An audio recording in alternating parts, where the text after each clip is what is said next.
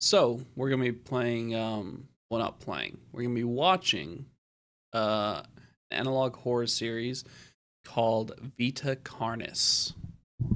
So it's been recommended in a lot of places. You guys will just have to let me know. See what you guys think. So need this.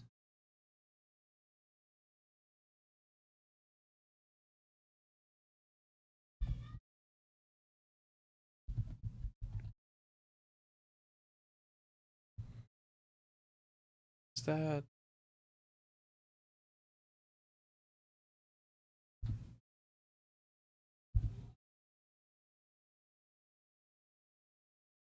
And then we'll add this.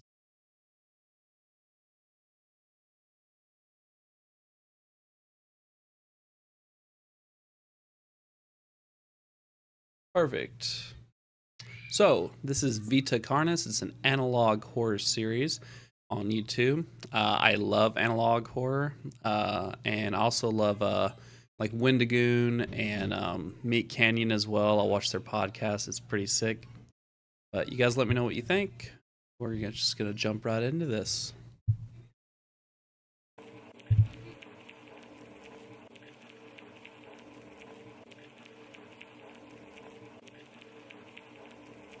Classified material.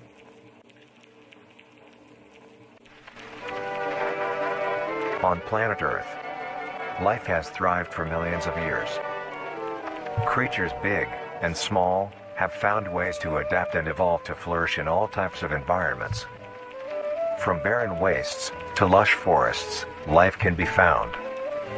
Earth has homed these creatures since the dawn of life itself. Only until very recently, things have changed. New life forms have appeared all around the globe and completely changing the balance of nature and what we know about evolution itself. That is why we, at National Living Meat Research, have been studying these new species. National Living Meat Research, huh? Interesting. Would you guys eat from a place called National Living Meat Research? Because I don't think I would. Another thing too is what it was saying in the beginning. Life thrives. That's very true. Life finds a way. Survival of the fittest, right? Trying to help educate everyone about these creatures and their wondrous ways of life. First, what are these new life forms? Since their explosive arrival across the globe in 1931, there has been much debate on what these newcomers are and where they came from. Are they extraterrestrials coming to invade Earth? Or are they demons who come from hell to purge humanity? From what our scientists have discovered, no.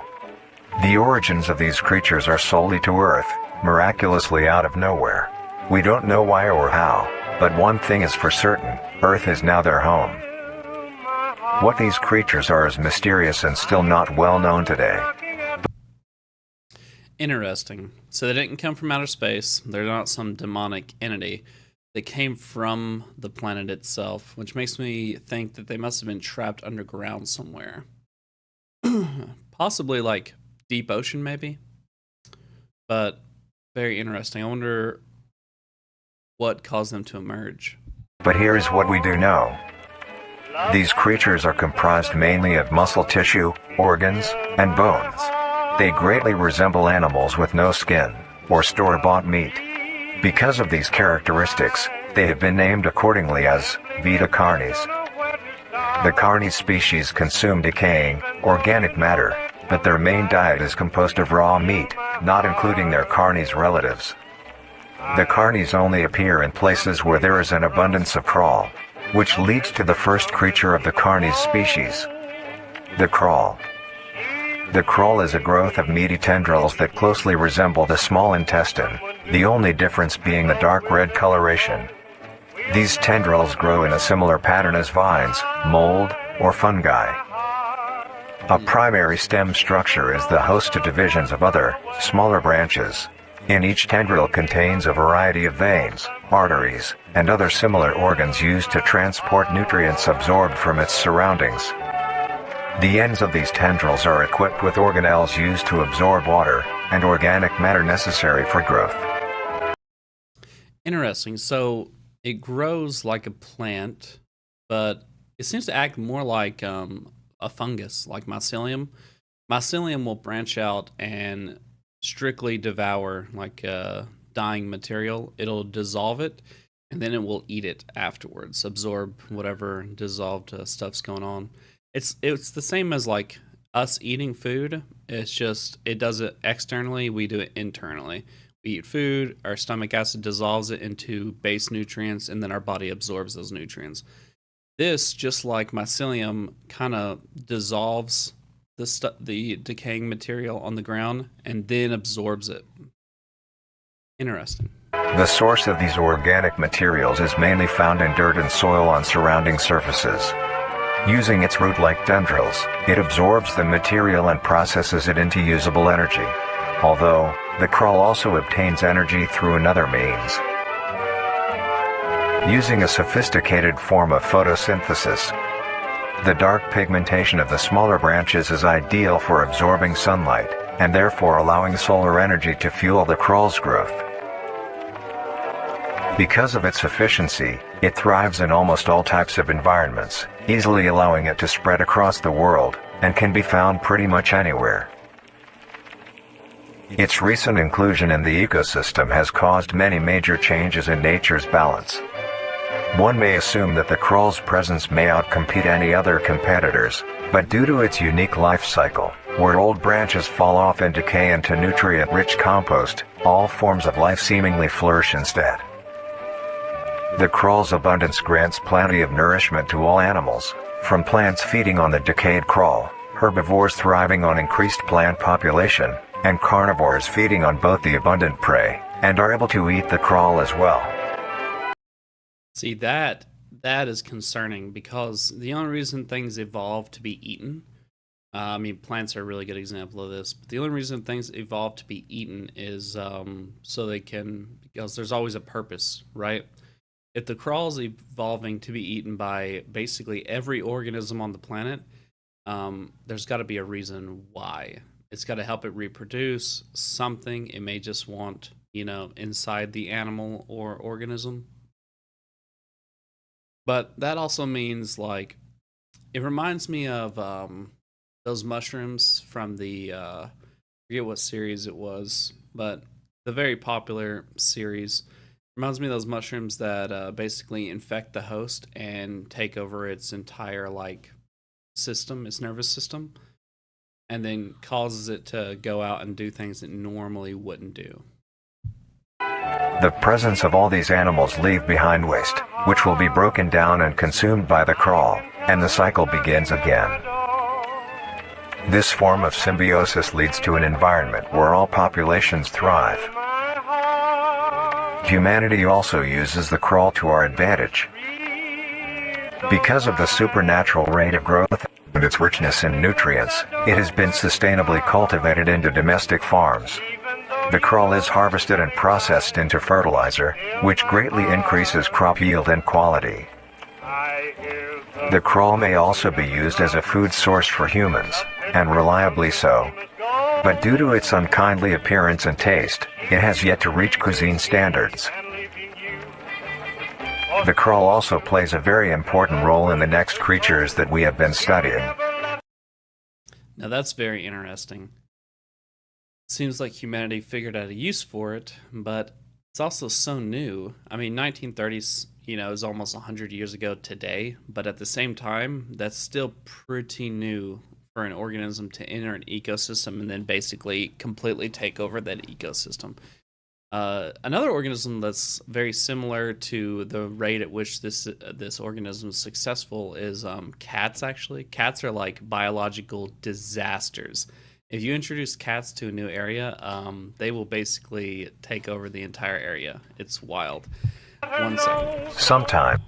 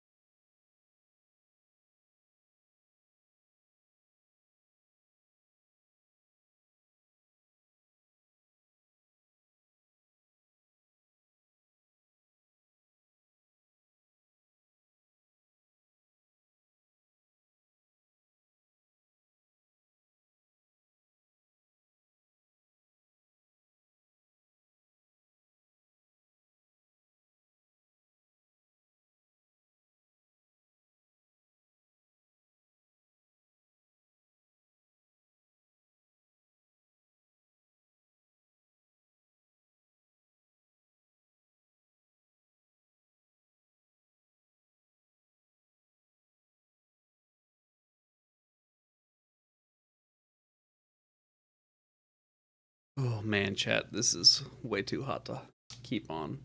1 sec.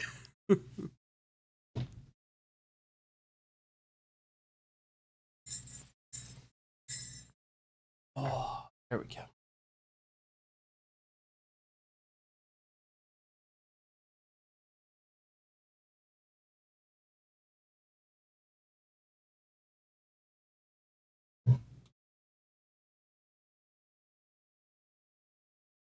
Okay, that's a bit better.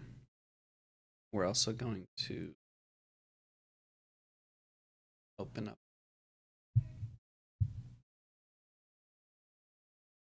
here.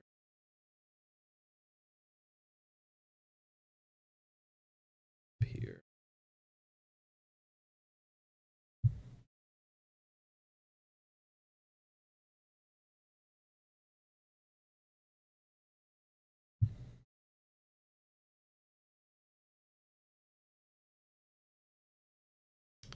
Sweet.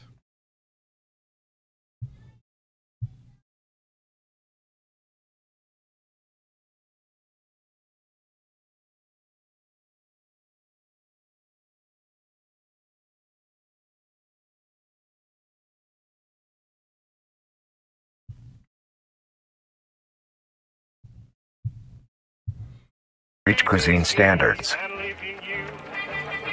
The crawl also plays a very important role in the next creatures that we have been studying. Sometimes, in a crawl-populated environment, a node of meat may develop on one of the branches. This node will fall off and grow into a functioning organism, and go to live on as an independent animal. This leads us to the upcoming species that we will be discussing.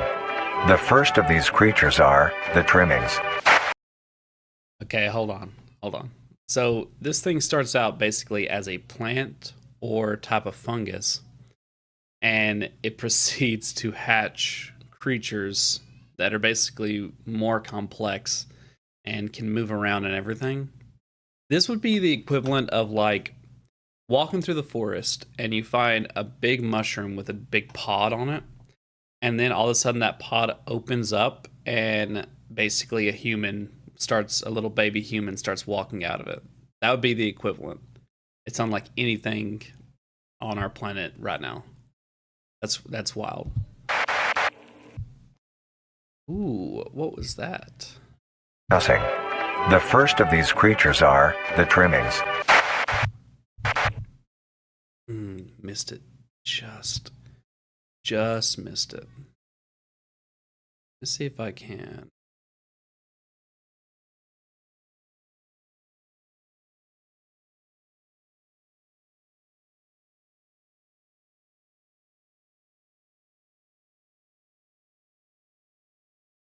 About 0.5. Creatures are the trimmings.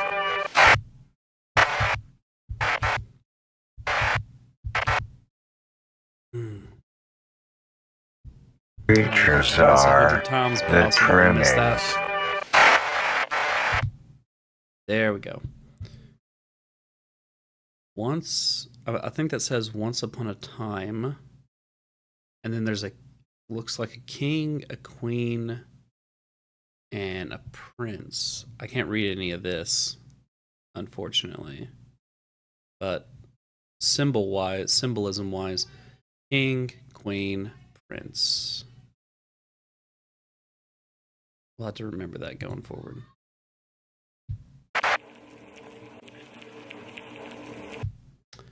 Darian, I'm not going to say the last name because I might butcher it.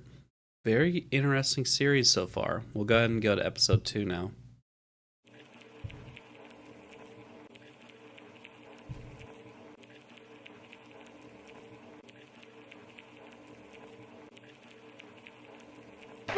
The trimmings. The trimmings.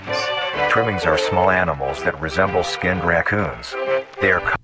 Nope. Those things look awful.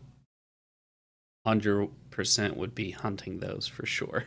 Commonly known to have a plump body, round head, small eyes, nose and ear holes, and an agape mouth. They are also equipped with a diversity of limbs. All individual trimmings are unique, each with a different body shape, number of limbs, and other characteristics. One thing they all share in common is that they are made mostly of meat tissue, and are a maximum of 20 centimeters in length, no larger than a basketball. Its life starts with its separation from the crawl. It will wonder to find anything that is edible and able to consume. Although it is an omnivore, being able to hunt meat and forage for plant matter, trimmings are almost entirely scavengers. Their diet consists of rotting plants and meat, including, but not limited to, fruits, vegetables, roots, seeds, insects, and deceased animals. Although its appearance is unsightly, it is a cowardly creature, only fleeing, screeching, and hiding when threatened. This is interesting because if you think about where it came from basically a plant/mushroom hybrid thing. And now it seems like it has like almost a consciousness, right? It definitely throws into question whether or not the base first level, the first stage of the evolution of these creatures, if those things are conscious at all. Like, we don't consider plants conscious, but they definitely have some kind of perception. There's studies out there that even show that plants can figure out if something's near them. I might pull those studies up at some point on stream, but there's studies out there that can, basically shows that plants understand there's stuff near them. There's actually a plant that I think it's found in the rainforest. But if it attaches itself to a tree, and it will mimic the leaves of that tree, but basically be a parasite for that tree and look like the tree as well. Scientists went and they put this same plant on a fake one, like just a artificial plastic plant, and it still mimicked the leaves. And that means that the plant itself has some way of perceiving what the leaves look like, which is very interesting. Plants being able to see is very weird. And it makes you think about when the next time you're walking through a forest, like, what are you really, like, what's really looking at you right now? Because the trees themselves may be looking at you. Because of its lack of defensive traits, it lies near the bottom of the food chain, making it easily overpowered and picked off very regularly by predators. Naturally, its population would eventually die out, but this is not the case. The crawl constantly produces a large quantity of trimming nodes, keeping up their numbers. Naturally, trimmings can be found wherever there is abundant crawl. I don't think there's another species on the planet right now that has this wide of an area. Possibly cats. I think cats are probably found in almost every area of the world, besides really cold Arctic areas. And even then, sometimes there's still not plants, but cats there. Like if you get up near the Siberia area, there's usually like, different types of big cats up there. Even in the Rocky Mountains where it gets really cold, there's even there's like cougars and bobcats. There's bobcats and Arctic lynxes, I think they're called, in the cold area too. I think cats are the only other species that is even close to having this much coverage on the planet. Trimmings grow at a decent pace, reaching maturity at around 7 months, having a maximum lifespan of 2 to 4 years. Although they are plentiful, humanity has no proper way to implement trimmings into society. Their overabundance has even considered them pests, due to them digging through trash bins and making excessive noise at night. Besides all of this, some people still keep trimmings as pets, and No shot would I keep something like this as a pet. Are you crazy? Here, would you guys keep one of these things as a pet? They're not cute at all. They look awful. They look like something from hell itself, to be honest. No shot I would keep these things as pets. What? relatively domesticate them. Nuisance or not, trimmings are a wondrous creature. From their plentiful numbers to their skittish nature, they are truly a thing to behold. I disagree. The next species on our list is Are there any animals you guys would want to go extinct? Because there is one for sure I think of all the time that I would, if I had the ability, just like Thanos, snap my fingers to get rid of, and that would be mosquitoes. I would get rid of mosquitoes so fast. I understand it may have a big impact on the larger ecosystem, but 100% don't care. I would get rid of mosquitoes. They carry diseases, they're a nuisance, and all they do is like feed off of other animals. Like getting rid of mosquitoes quick. The meat snake. The meat snake sounds awful, to be honest.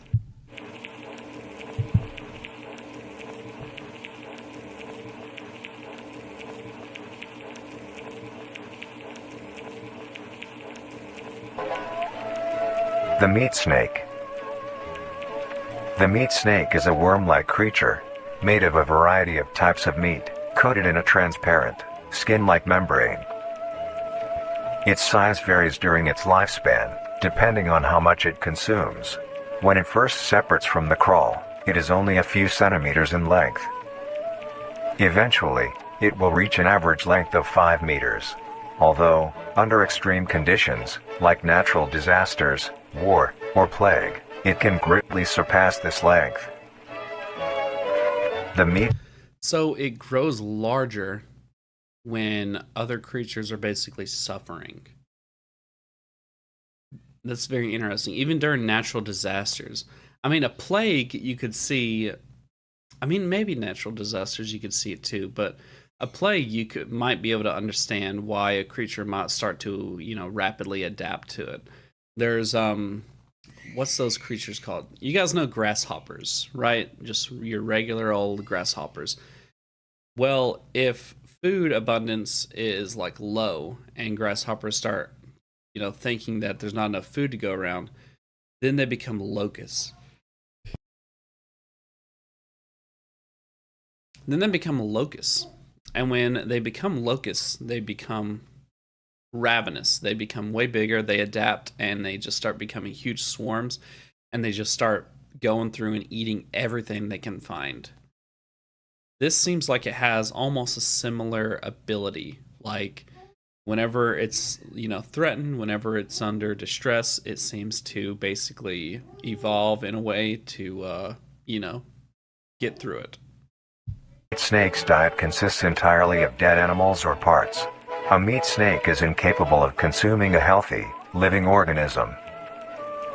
The meat snake allocates its food by using a tongue-like organ covered in sensors to touch and feel its environment.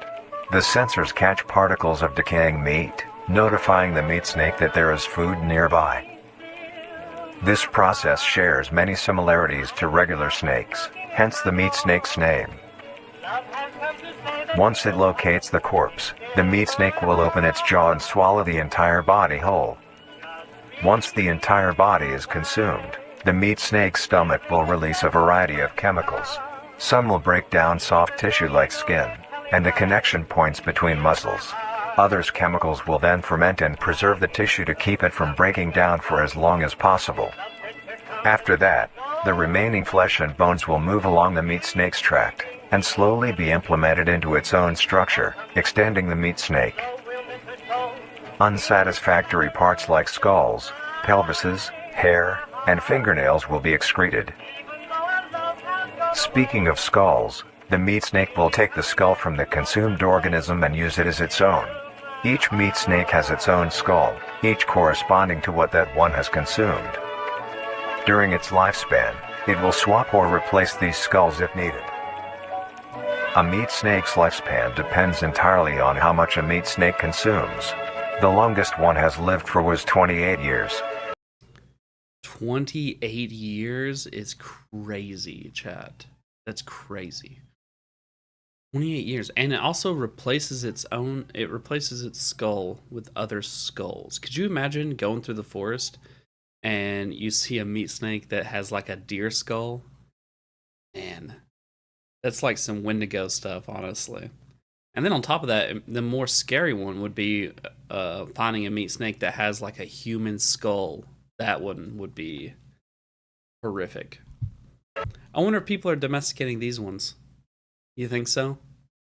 Although people probably domesticate all kinds of animals, I feel like people would definitely domesticate these ones. The meat snake has no predators and is immune to disease due to its preserving chemicals. The only significant ways a meat snake can die is through starvation, burning, or complete destruction of the meat snake's membrane coating. Interestingly, the meat snake is the only member of the Carnies family. Hold on. That is way bigger than I thought we were talking here. Look at that thing. That thing would devour. I'm glad it doesn't eat living tissue because, oh my God. No. Humanity is really good at one thing, and that's making things go extinct. And if these things existed, I feel like we would be trying to make them go extinct quick. Because, oh my God. Family that is able to reproduce. When a meat snake reaches an excessive size, and is in the conditions to do so, it will commence mitosis, splitting itself in two. Then the now two meat snakes will go on their separate ways and live on as two distinct organisms. Meat snakes can only be found in moderate temperature climates, not too hot, not too cold.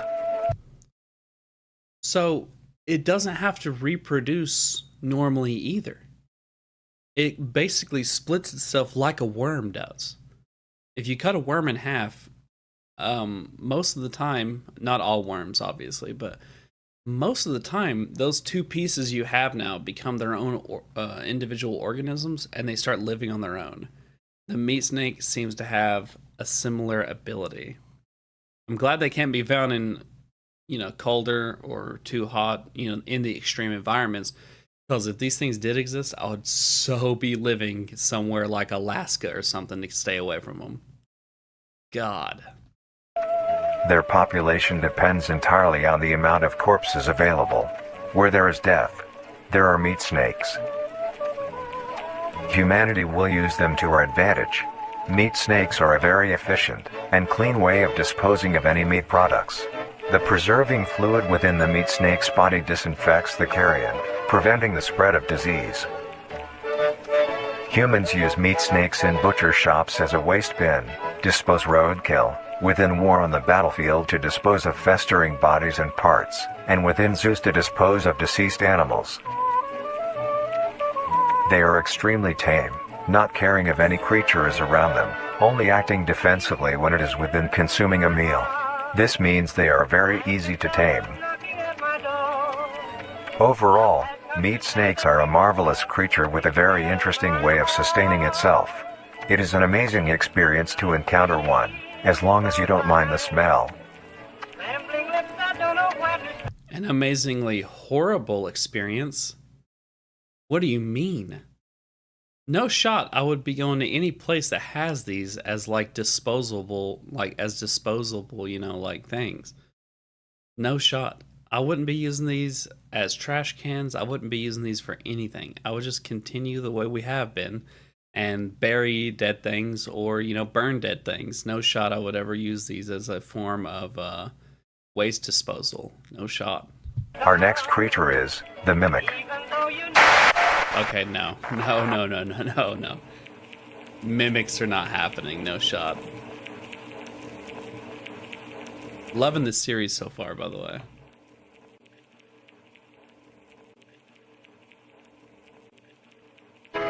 The mimic. The mimic is a bipedal creature with uncanny similarities to humanoid anatomy. They greatly resemble humans without skin, with added exaggerated features. These features include extended finger length, longer limbs, bulging, empty eyes, and their most prominent feature, a wide, teeth-filled smile. That's basically Wendigo, guys. No shot. I wonder if these appeared the same time the crawl did, or if they evolved later. Because if we could figure that out, we would know that the crawl, depending on the nutrients it's getting, like let's say it comes across a human dead body or whatever, it means it's taking, it's adapting to the food it's eating, which means this mimic would have came from the bodies of other humans. Although it resembles a happy face, This is due to coincidence, and is only how their facial structure is shaped. The maw of the mimic contains much more teeth than humans, and their teeth is comprised almost entirely of incisors, with some canine and premolars in the back. This tooth composition is ideal for biting down onto meat and swallowing chunks whole. A mature mimic's diet is comprised entirely of human flesh.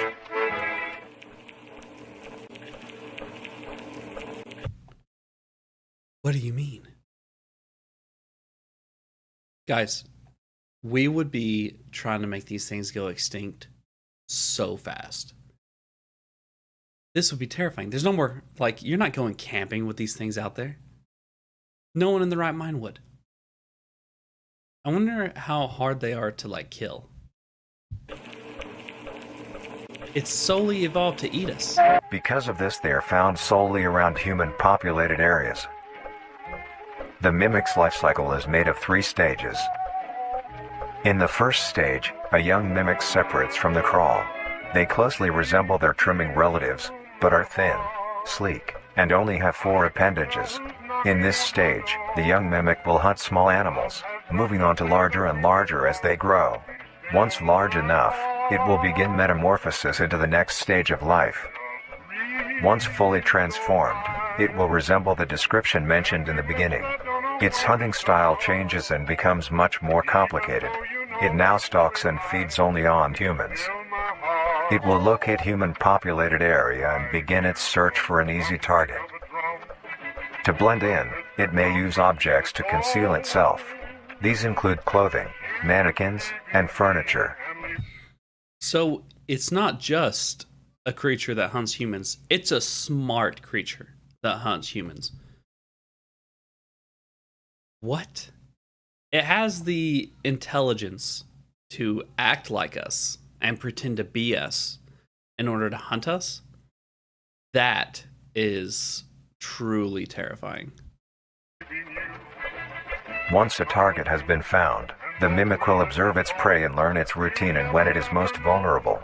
This is typically when the human is asleep at night. Once the prey is within position, the mimic will advance silently until it is close enough. The mimic will then execute and immediately begin consumption.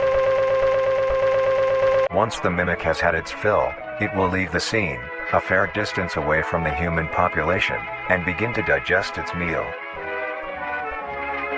Although, in the case that a human is awake, a mimic will use a variety of sounds to either lure or startle prey into cornering them. So it can trick you too? That's crazy. It can mimic speech? No shot, Chad. No shot. Themselves. Once a human is in place, it will swiftly attack and kill the helpless target.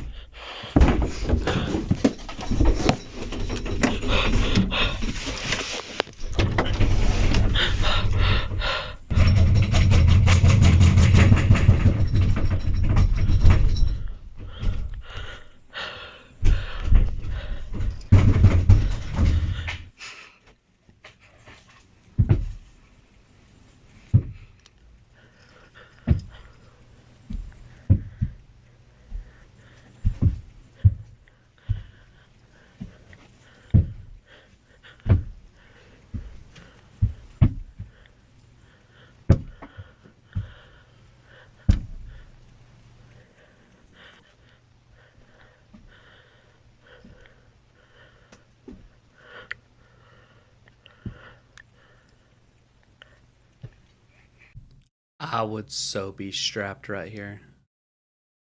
No shot, guys. No shot.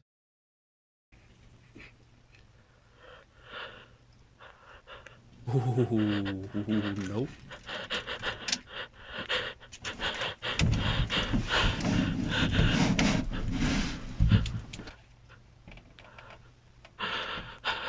Oh my God, look at the eyes.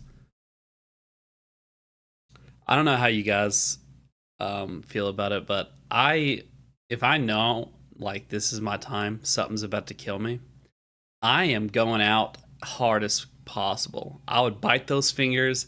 I would gouge out eyes. I don't care. I'll do anything and everything to try to survive. But oh my god.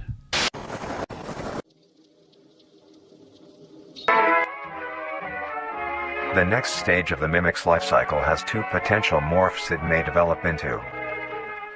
If a mimic has a consistent supply of food, it will develop more human-like features. It will grow skin, hair, and by the end will look nearly identical to a human being. It now can blend entirely into civilization and lure other humans more effectively. The second type of morph happens when a mimic receives an overabundance of food. It will grow into a larger, more evolved hunter. Its proportions will increase in length, and its humanoid features will fade away. It grows a thick, dark coating of a flexible skin, which is highly durable, and increases in strength the more the elder mimic consumes. This excludes the face, which is now coated in a pale pink skin. The mimic's teeth have also moved deeper into the mimic's throat, leaving its mouth a toothless grin. It uses the dark hue of its skin to hide seamlessly within a dark environment. Its skills have also been heightened. This makes an elder mimic one of the most efficient predators on the planet. Nope. Because of the obvious threat this poses on humanity, nations around the world have released instructions on how to be able to fend for yourself in a mimic encounter. Here are the instructions. 1. Avoid going out alone if your location is known to have mimics, or there have been mimic sightings. 2. If you encounter a stationary mimic, seemingly unfazed by your presence, quietly leave the location and alert your local authorities. 3. If pursued by a mimic, get yourself into a position where you are able to flee. Mimics will rarely attack if a person has a clear escape route. 4. In the event that you have been cornered by a mimic, roll into the fetal position, protecting your neck, face, and vital organs from attack. Make as much noise as you can to alert any other people. 5. If you have a weapon, do not use it. A mimic is fairly resilient, and any strikes or shots on a mimic is not effective enough to bring it down. Okay, hold on. This is like the bear situation, okay? They say that if you encounter a black bear, get really big and loud and try to scare it off. If you encounter a brown bear, they say to get into the fetal position and, hope it'll leave you alone. The thing is that if you get into a fetal position with a brown bear, the only reason a brown bear is attacking you realistically is there's two reasons, right? One is because it has cubs nearby. Well, really 3 reasons. One is because it has cubs nearby. It's worried you're going to hurt its cubs. So it attacks you and it tries to basically make you leave the area. 2 is it's territorial and it may be mating season or something like that. And its goal is to basically scare you off as well. But the 3rd reason is because it's hungry and it's going to eat you. Getting down in the fetal position is almost never a good idea because out of all 3 of those attacks, the most common one is going to be the territorial one, but there's always a chance it's going to be the 3rd one, which is eating you. So you should always just fight back, in my opinion. You're probably going to lose, but better to fight back and die like that than to just curl up in a ball and let it slowly eat you. So, yeah. Fight back every time, guys. Fight back every time. In time. Instead, use it as a barrier between you and the mimic to block any attacks. 6. In a situation where a mimic is hunting in the immediate area and is not aware of your position, hide somewhere low, like under a bed or behind other furniture. A mimic will not linger too long to search for prey, and will move on. Be safe, and avoid any encounters with a mimic at all costs. Another thing, too, is that it said that weapons don't work against it. I don't care what animal you are, right? I don't care what kind of creature you are. The way I look at it, and I apply the same logic to Wendigos as well. If it bleeds, it can die. And that just means if low caliber fire doesn't work on it, you just need higher caliber fire, guys. Okay? Go from like a 9mm up to like a 45. And then from there, if that's still not working, get even bigger. It will die if it gets hit enough. I don't care what animal it is. Like I said, if it bleeds, it can die. Okay? Next up, the Harvester. Harvester sounds like Nightmare Fuel as well.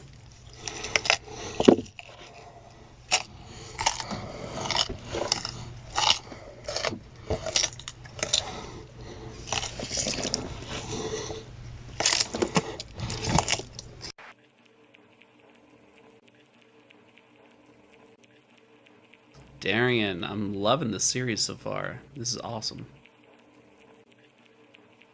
We'll do one more episode, and then we'll start playing some itch.io games.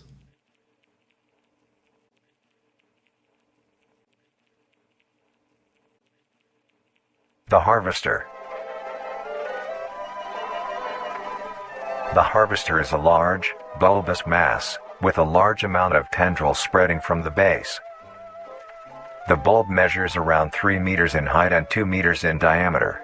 That's huge. The tendrils, on the other hand, can extend up to 150 meters in diameter horizontally. Jesus. The Harvester is a specialized form of crawl that grows in a unique and deadly way. A harvester is created when a node, that will grow into a harvester, instead of separating, continues to grow. Eventually, it will grow tendrils of its own. It uses the energy provided by its mother branch and expands its reach further. Its tendrils, hidden just below the surface of the ground. The harvester is equipped with 2 types of specialized tendrils. The first type is bulky and flat. They lie the closest to the surface. These branches are lined on each length of the tendril with spines, extending in the shape of a bear trap. On each side of the branch, those particular spines have a vein that feed into them, that pump 2 types of venom.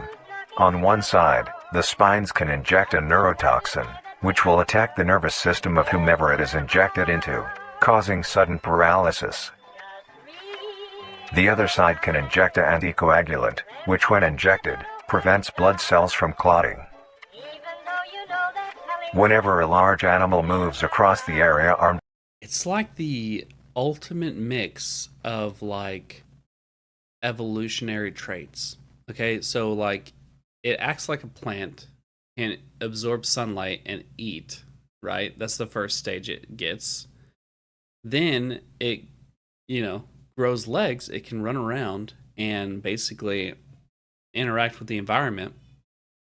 Third stage is the mimic, which in this case will specifically hunt things, which is terrifying on its own. And then this stage acts almost like there's the world's largest organism, I believe, is a huge subterranean mass of mycelium. It controls the entire forest that grows around it. If it wants certain trees to die, it'll stop providing nutrients to those trees. If it wants certain plants to thrive, it'll give them more nutrients.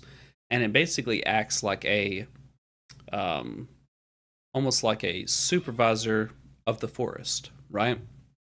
It allows things to grow, it allows things to die, and it chooses when these things happen. This is very similar. It seems to just kind of, but it also has like attributes like a snake or a venomous creature has. It can paralyze you, stop you from coagulating. Terrifying. With these tendrils, the branches will clamp onto the animal and thrash violently. Once the prey has been injected with both venoms, the tendrils will rest and the prey will immediately collapse. The animal will be unable to move due to the paralysis, and the wounds caused by the thrashing spines will not stop bleeding. All the prey can do is lie patiently, until succumbing to blood loss. Once the prey has bled out, the second type of tendrils come in. They lie below the spine equipped once. These branches are thick, but very sturdy. They share similar anatomy to the small branches of the crawl, equipped with organelle that absorbs nutrients. These tendrils sense the blood and move their way to the surface and begin to absorb the vital fluid. Once the blood has been consumed, the tendrils will wrap around the body and begin to shuffle downwards. This movement loosens the soil and slowly pull the body underground. You wouldn't even know that you're in an area with this thing unless you saw the bulb itself. And then by the time you see the bulb, it's probably already too late. You're probably already in the area it's already existing in. I mean, imagine you're just hiking along and you accidentally step in like a hole or something, and then all of a sudden you feel two sharp stings, and you look down just to see that these two tendrils have wrapped around you and are gripping you. It would be terrifying. Nightmare fuel at its highest degree, because you know you're about to pass out. You know you're about to be not even pass out. You know you're about to be paralyzed, and you're about to bleed out, and there's nothing you can do. Especially if you're alone. But even if you have people with you, what are they supposed to do either? I'm telling you, burn it all with fire. Once secure, the tendrils will continue to feed until there is nothing but scraps. The nourishment absorbed by the tendrils will be sucked back into the main bulb of the harvester. This bulb houses all the vital organs and the venom glands that pump into the spines. The nutrients are then converted into usable energy. The remains underground decompose, providing a rich soil, causing very prominent plant growth, which then attracts more animals. And that extra plant growth probably hides even more of the spines and stuff too. Imagine you're walking through what you think is a really lush forest filled with like really thick vegetation, and then something stabs you in the leg, and all of a sudden it's over. You got, right? This actually reminds me of people have a theory about plants, and the theory is that plants actually are farming us. Plants aren't farming, we aren't farming plants. Instead, plants are actually farming us. Basically, plants understand that they have stuff that we like fruits, veggies, all that. And they produce those things so we keep making them reproduce. But then once we die, right, they basically eat all the nutrients that are left over. It's a very interesting little theory. Strange behavior the harvester displays as its choice of diet. The spines will only activate on larger animals, allowing smaller ones to pass by unaffected. The spines will also not activate on some species of bird. There are a couple theories as to why this happens. One, it could be that attacking smaller animals would cost too much energy for what they get in return, making it not worth the time. Another could be that smaller animals may attract larger animals or predators, allowing a safe place where prey may thrive and lure more predators. It truly is astonishing. Although it is a spectacular creature, it is also very dangerous. The harvester is decently rare, only populating sparse areas in the northern hemisphere and woodland forests. There's nothing in Australia. So far, I may just move to Australia and live real deep into the outback area, because so far that's the only area with the least amount of crawl species so far. If you are stung by a harvester, there will be no way of helping you, being that there is no cure, and fatality is 100% positive. And, what was that? There is no cure, and fatality is 100% positive. I want to see that. Sorry guys, but I've got to check.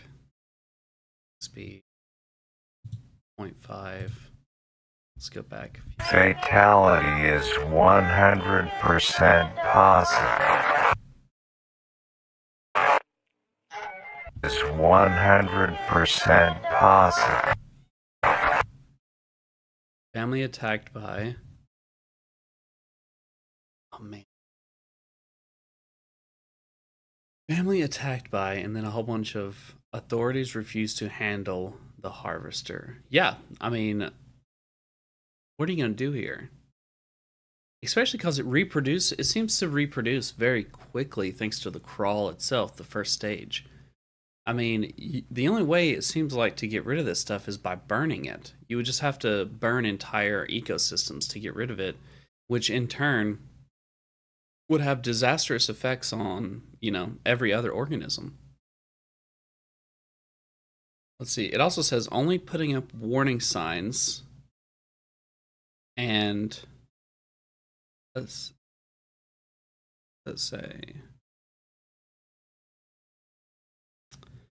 something the public to be more careful.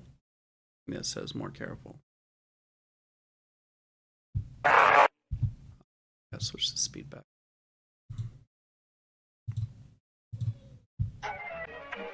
The best thing you can do is avoid encountering a harvester in the first place. If you are hiking, take note of any warnings or signs saying that there are harvesters around. If you also notice an abundance of lush, ground-dwelling plants in a forested area, and there are no signs of wildlife, this is suspicious and you should leave the area, staying close to the base of large trees or rocks. If you find yourself in the middle of a harvester ground, do not panic.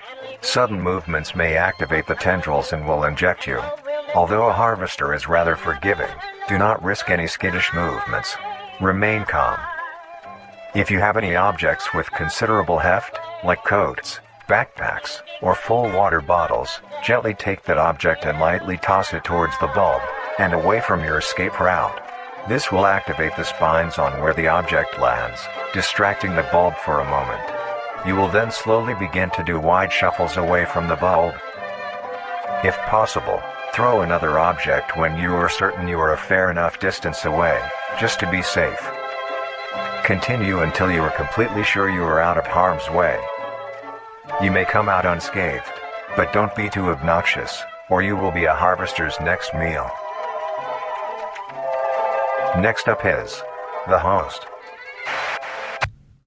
The host sounds very interesting, but we're going to stop the series here for now. If you guys want me to watch some more, just let me know. Thank you for watching. I really hope you enjoyed my reaction to this. I love analog horror, and this is definitely hitting that itch I have. Let me know if you guys want me to watch other analog horrors after this one. I'll definitely be continuing the series regardless, because it's really good so far. But now we're going to move on to some actual games. Let's see. So, go to Discord real quick.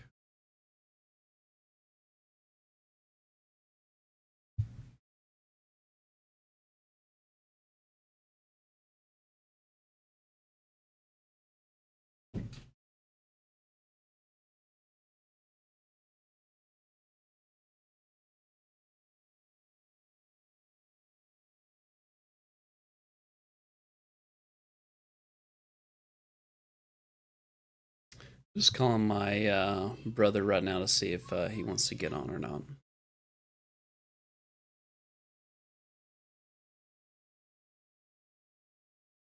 Okay. Doesn't seem like he's available right now. Not a big deal.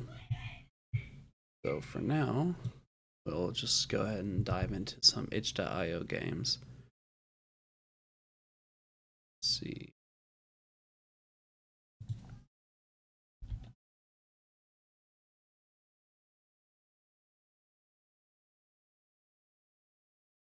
Ooh.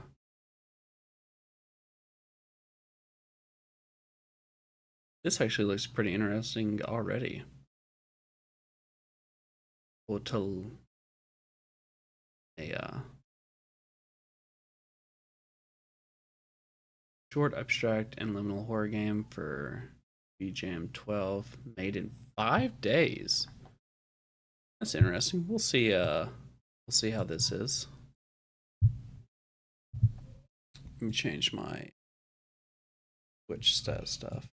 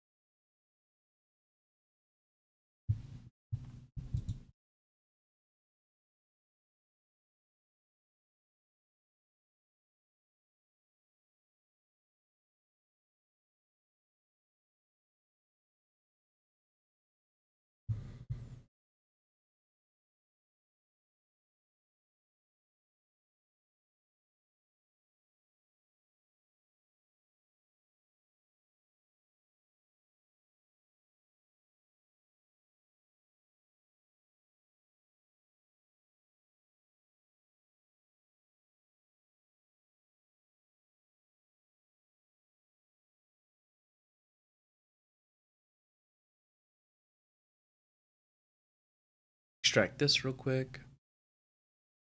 Hopefully your all's day's going pretty good. Mine's pretty chill so far. No complaints.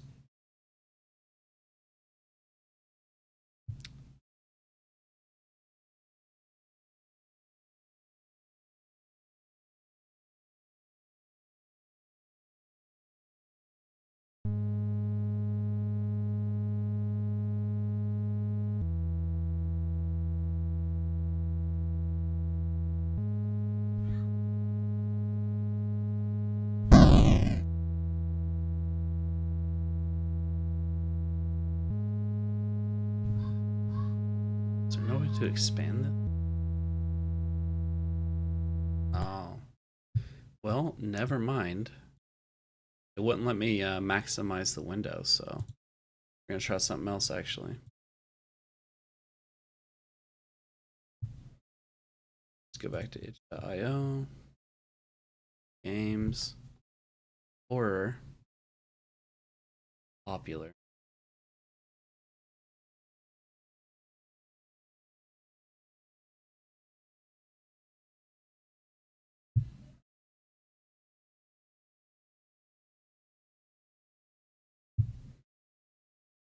I do have a collection of one set out already, so we'll see what that's like.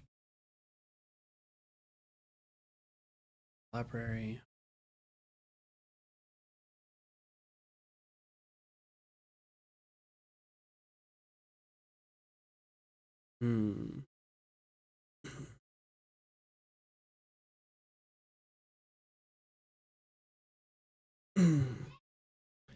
How about this one? You guys feeling this one?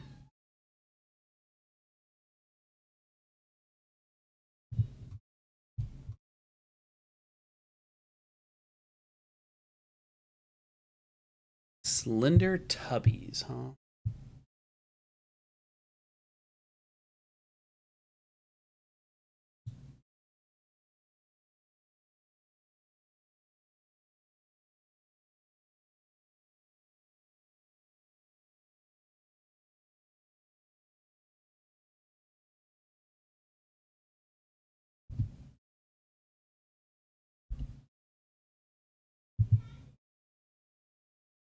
That's all updated. Sweet. Probably need to update the YouTube one as well.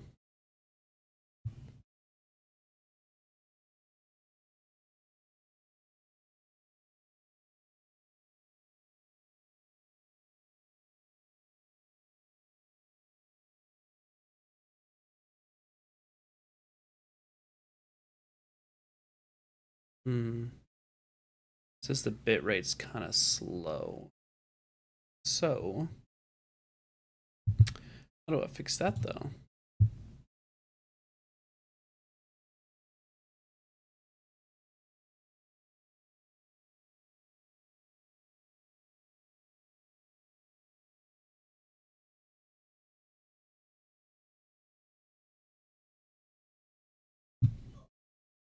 Oh, hopefully it's fine.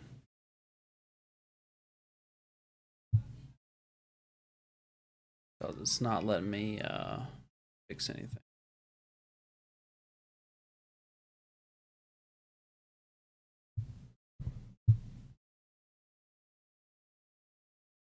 Oh, I'm actually out of storage space. That's a bit surprising, actually.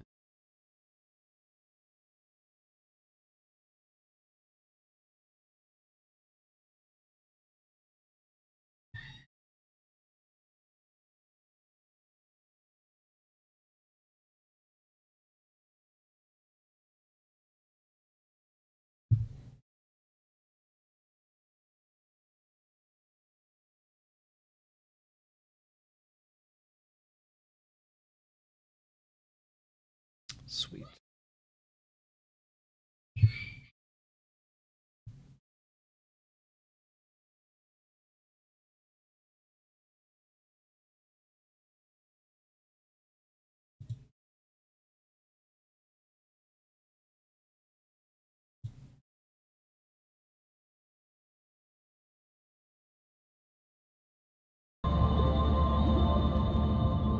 Repair progress bar. Calm down, but you will need to get them away from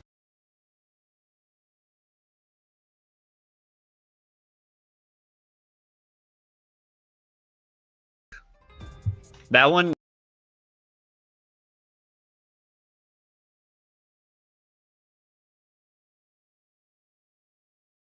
Deleting some of these files, guys. Sorry about that.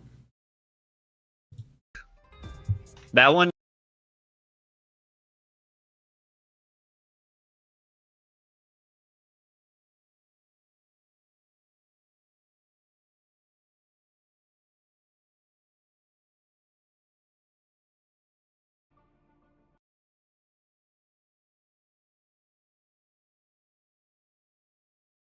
Scheme. Get rid of that. Scheme.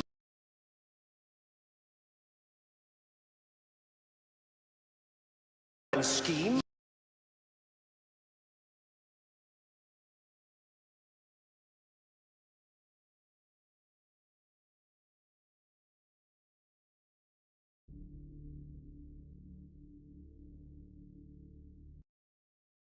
That one.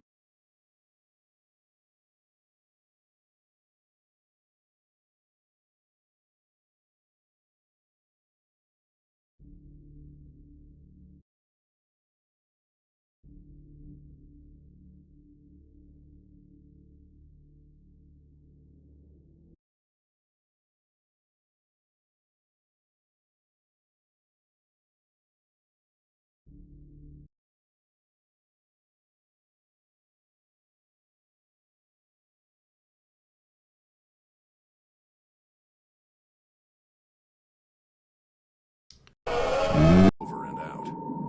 Tell me what.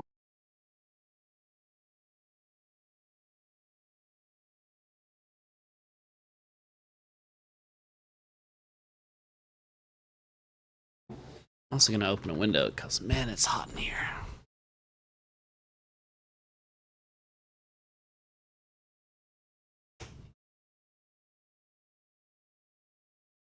Oh, hopefully that cools some things down.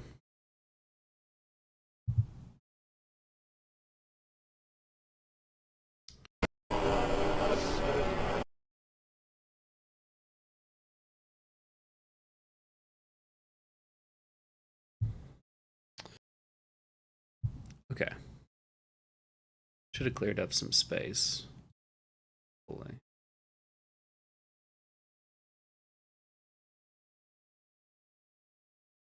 Good amount of space clear on that too.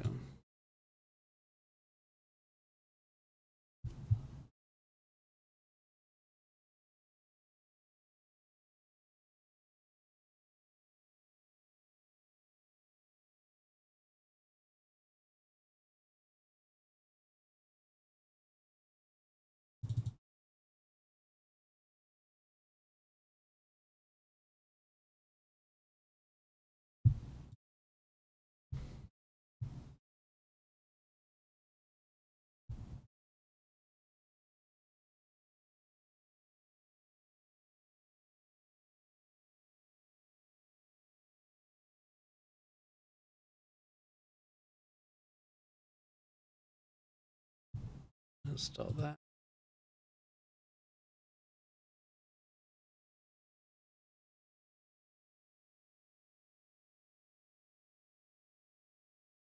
Awesome.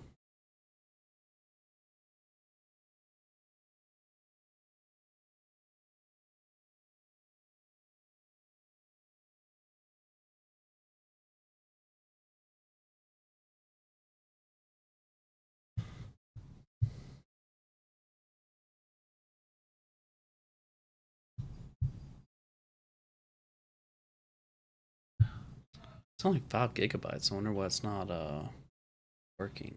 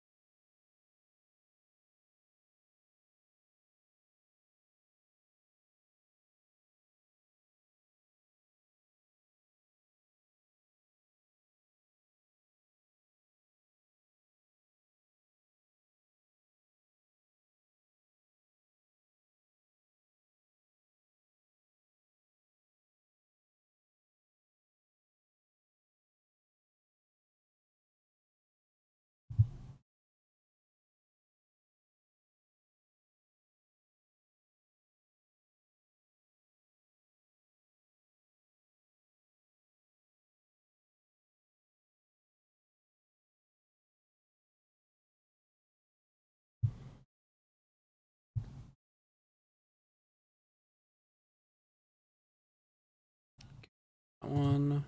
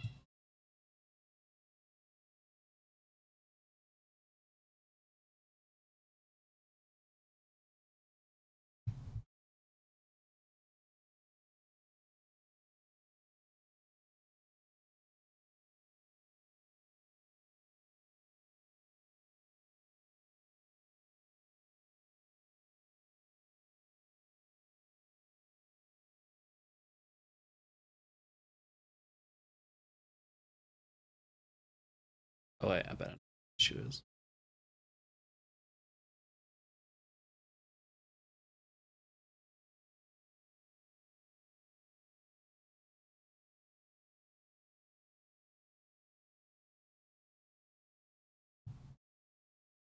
Okay, let's see if that is enough.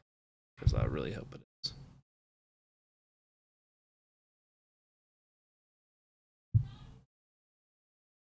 There we go.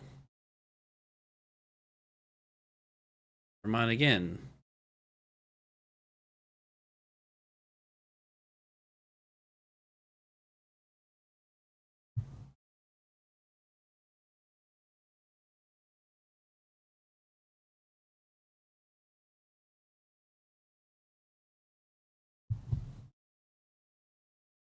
I wonder what's going on here.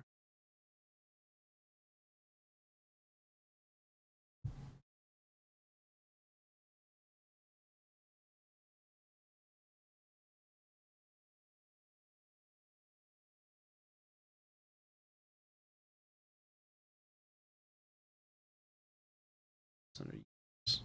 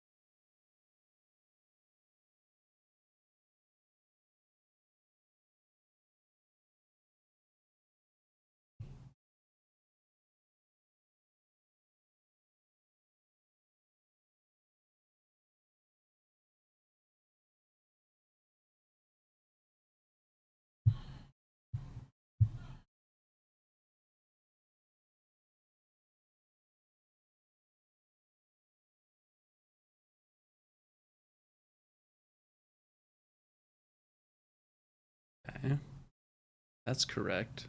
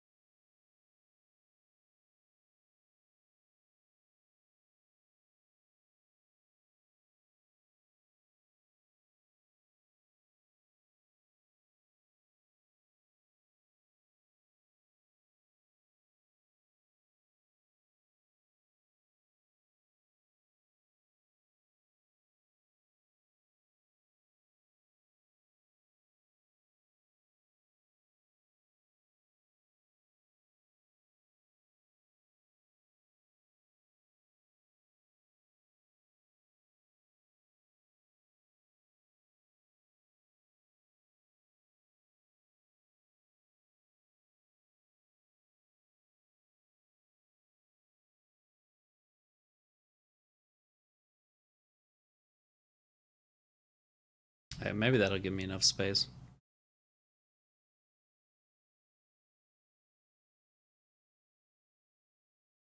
Hopefully the camera's looking okay too.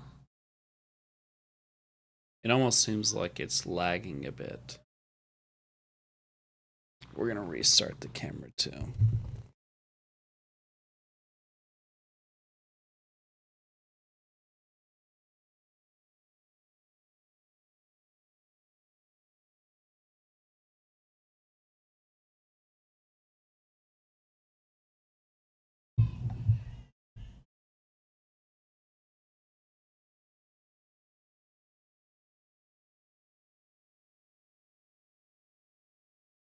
That definitely helped with storage.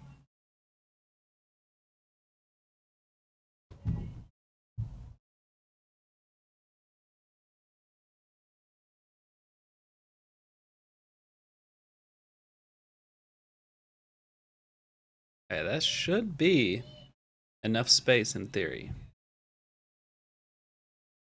Let's back up.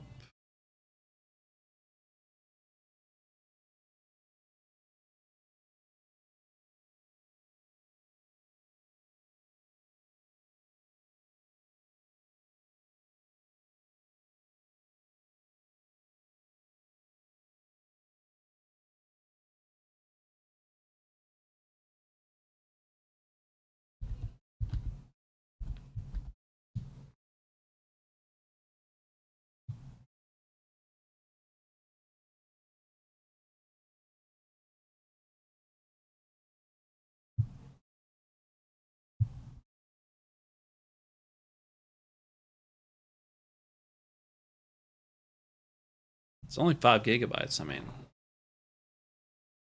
can't be that crazy, right?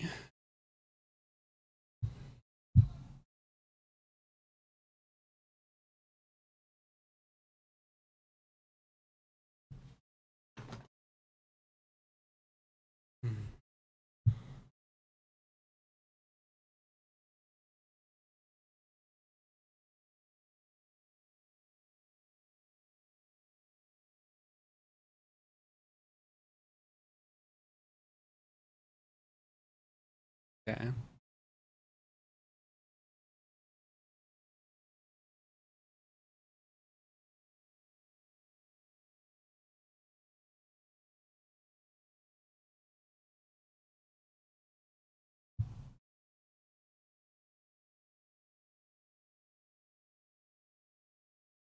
Hopefully that's better.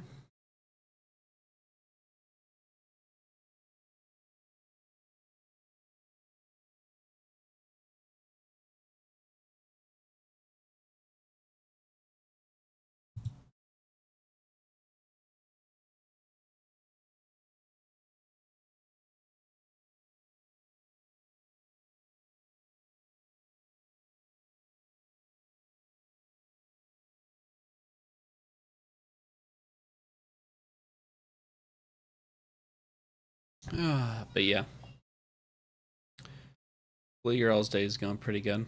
Mine's been pretty chill, honestly. I can't complain.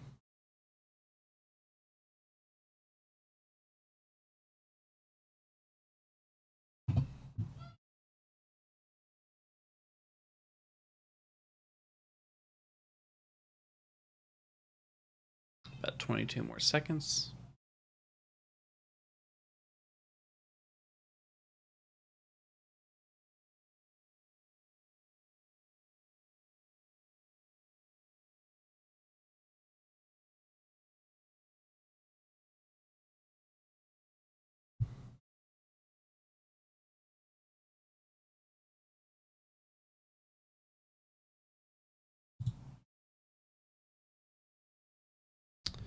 View the folder. What's that? Minimize that. Go games.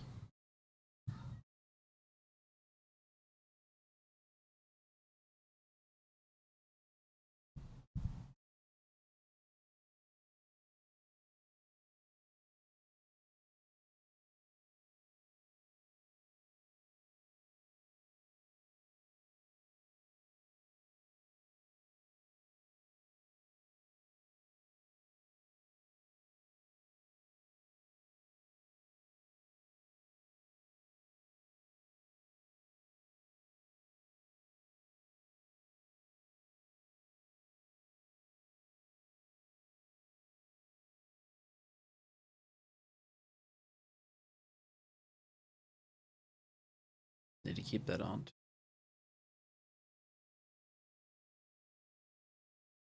90%. We're almost there, guys. Don't worry.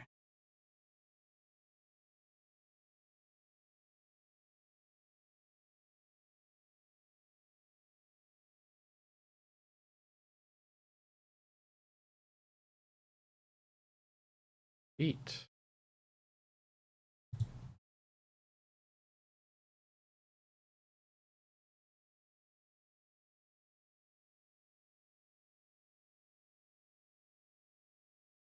Okay, this one seems to be full screen as well.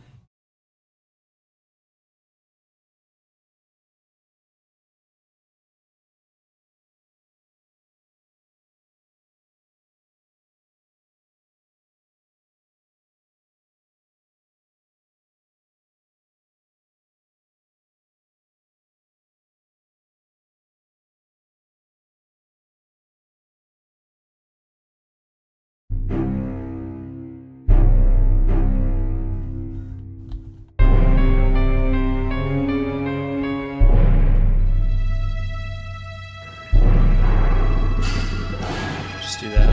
Why not?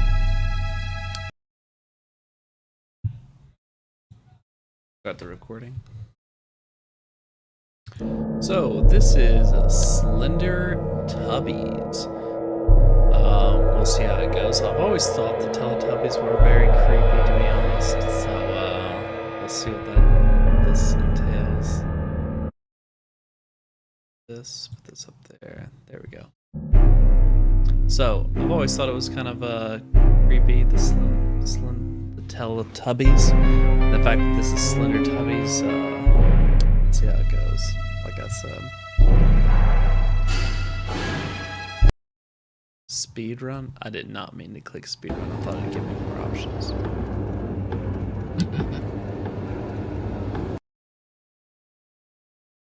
We're gonna exit out and go back to the base game again. In menu. Because I have no idea what I'm doing right now, so.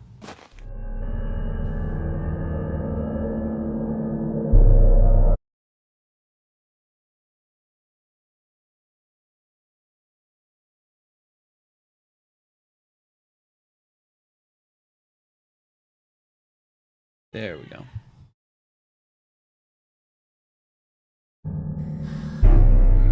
Okay, back at it again.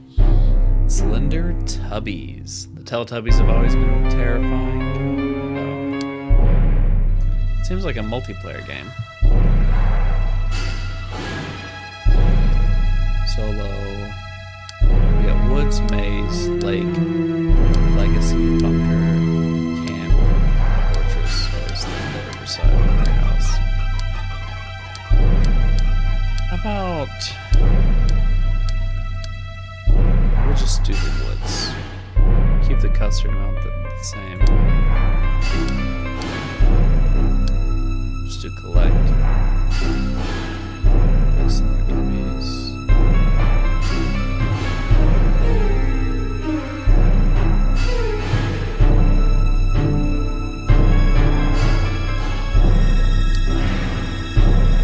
Okay, let's see how this goes.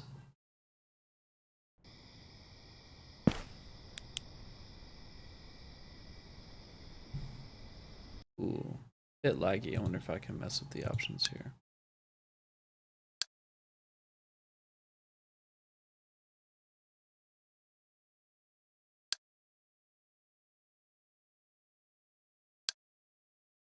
No. Go back to the main menu and see if I can fix that. Maybe it's here. Yes, here we go. Full screen. Let's see.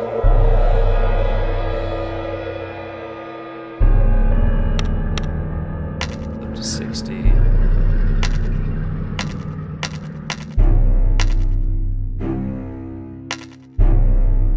Do the anti-aliasing. See if that helps.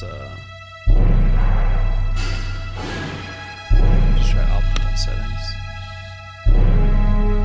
Yeah, it says we're gonna try low for that.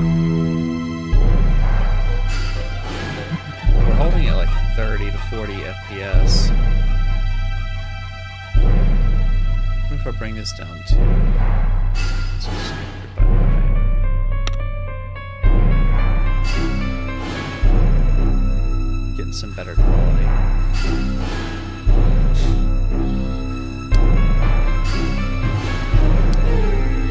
Okay. So yeah, the game looks way smoother.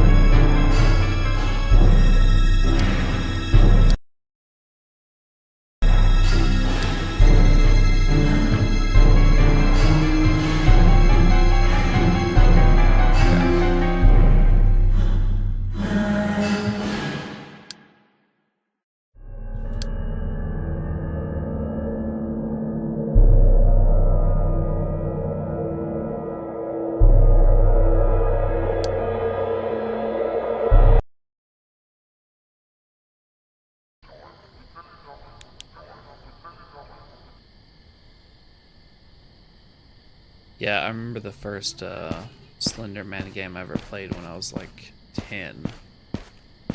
Man, is this not gonna work? Look how... Ugh. I wonder why this game's so hard on the system. That's actually kind of surprising, to be honest. I wasn't expecting that.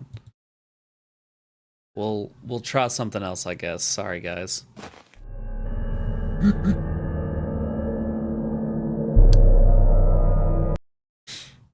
Because I'm not going to be able to deal with that. I can deal with a lot, but that's a bit much for sure. But no worries, we'll get another itch.io game.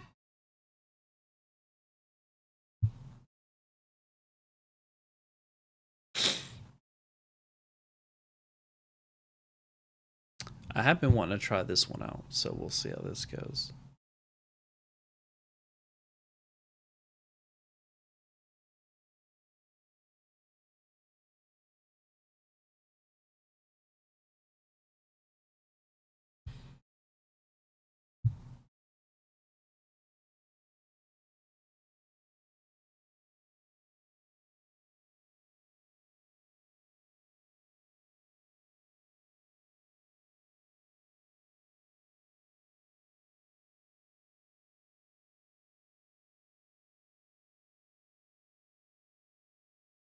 Okay, that's all set. We'll go to this live stream.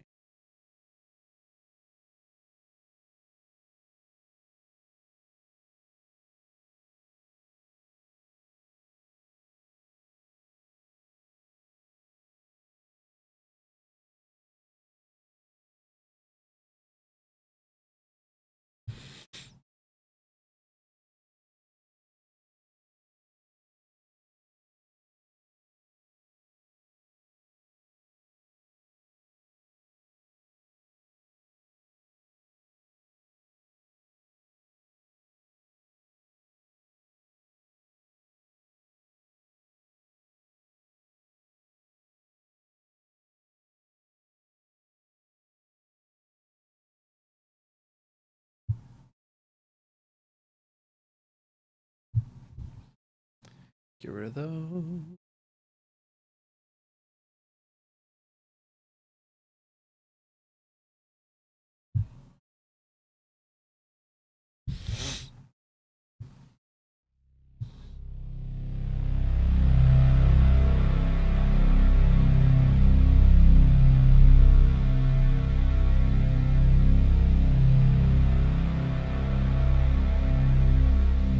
Don't think it's showing up for you guys.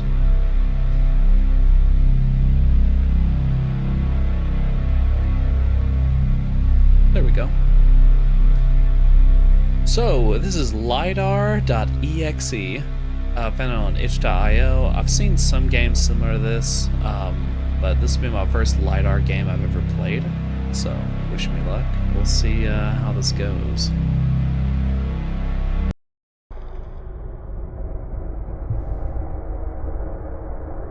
Thing before I get started.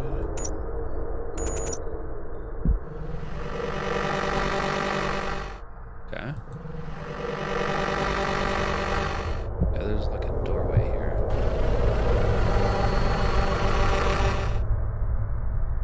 Okay, I can also adjust Assuming the size.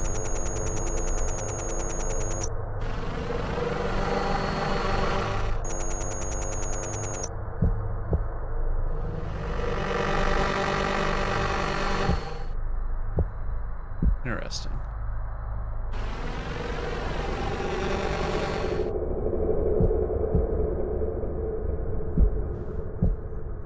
Okay.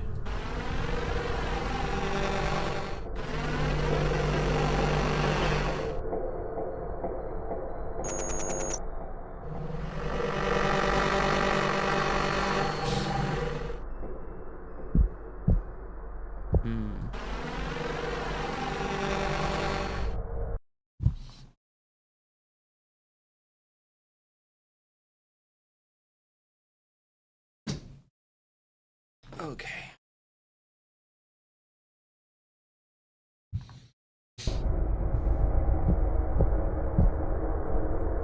Very. I like games with concepts like this.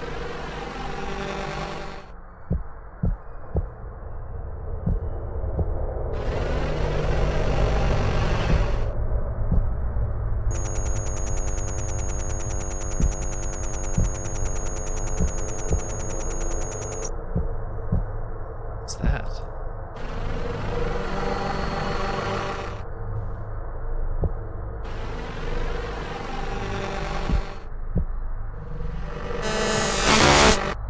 Oh, that actually kind of got me. Surprising.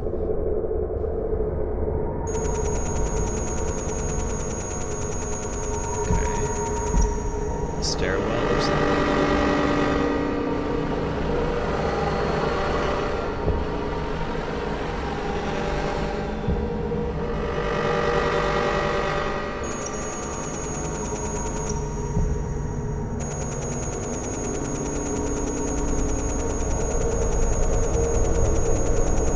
Nothing above me, right?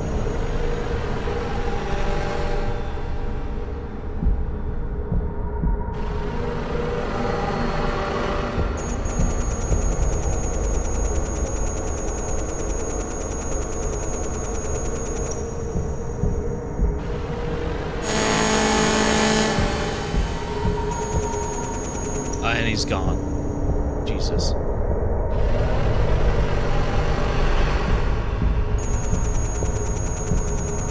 I almost just want to keep this on. Oh, you can actually see through. That's actually kind of cool. It's just a wall, right? Yeah. Down here.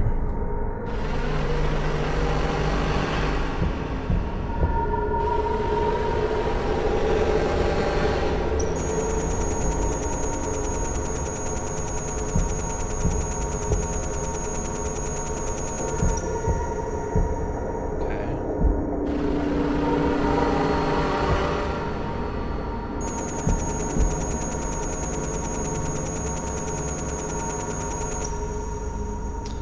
Not a good sign, chat. Not a good sign at all.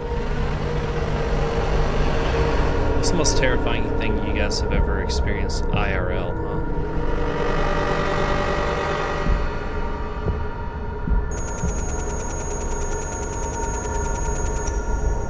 I'm always curious what people,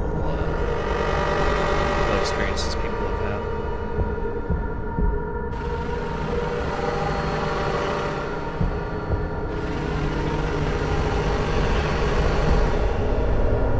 Surprisingly.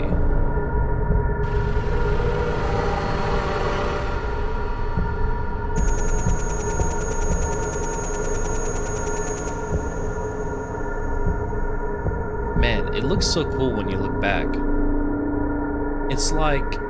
It's almost like a drawing. I really like it.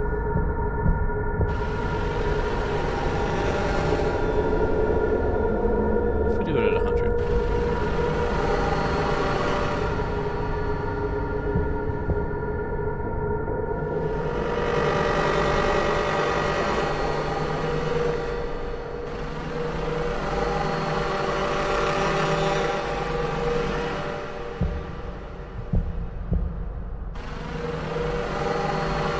Okay, everything seems good so far.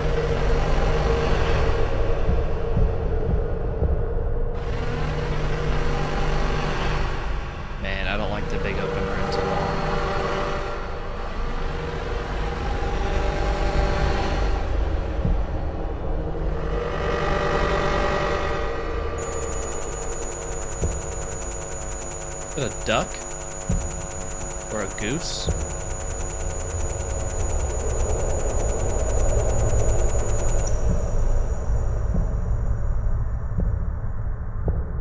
Okay, so it shows up red if it's not a wall, or I guess.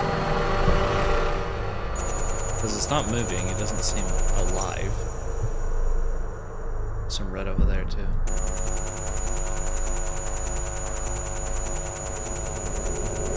Well, that's fantastic, isn't it? Don't like that at all.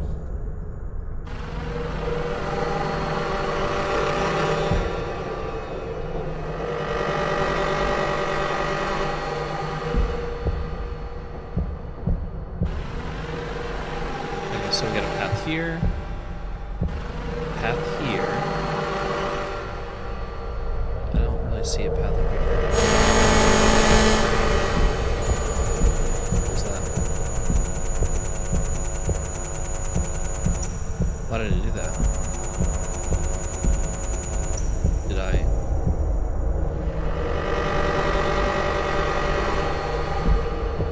Okay.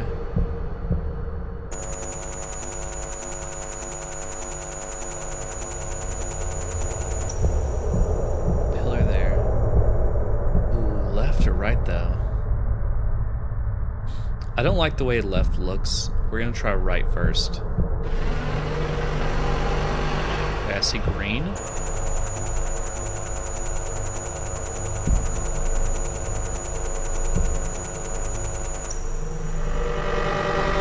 There's a door there.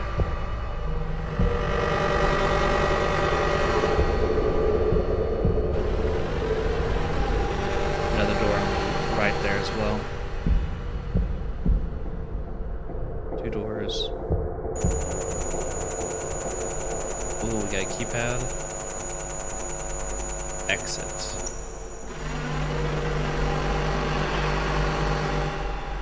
I set this all the way down to 30. So there's our exit, guys. We just gotta figure out.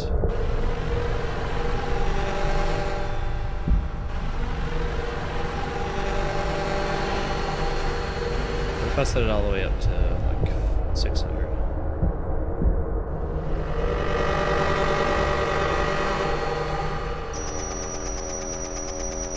Oh, it definitely gives me more of a broad brush, it looks like.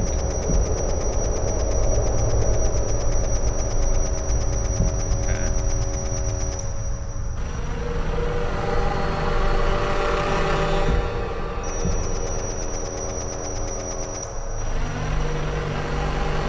Let's get this area.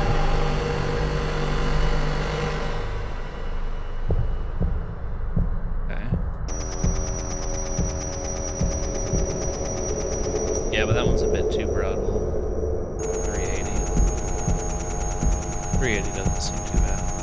Alright, so it looks like we have to go this way. But we found the exit area. Now we just gotta find the number. See that wall, that red? So center.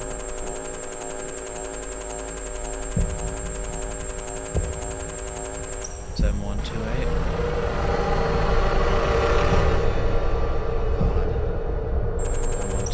I don't want to go in there at all. It's going to. Let's look for like 380.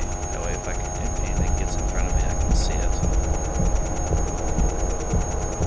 7128. 1, 2, 3, 5, 6.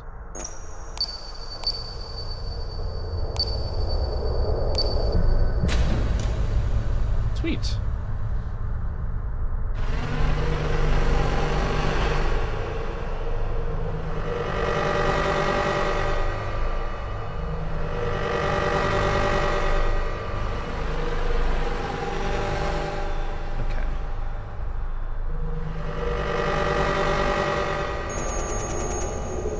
Spike down to like 60.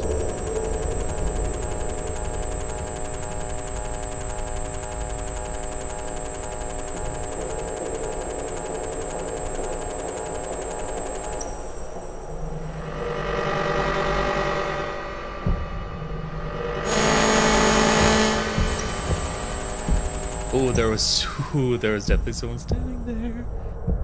Oh god, I don't want to continue.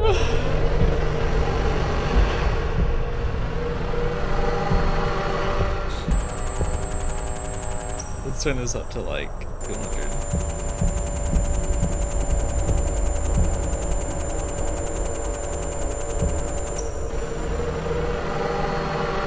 Not that way.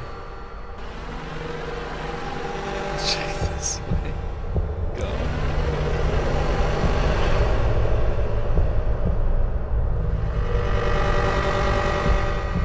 God, I don't know why I'm so nervous. It's the fear of the unknown, honestly. That's what it really is. Okay.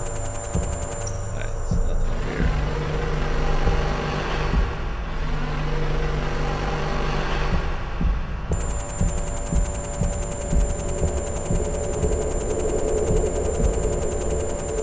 Wall here. What are these, though? Boxes, it looks like. Crates.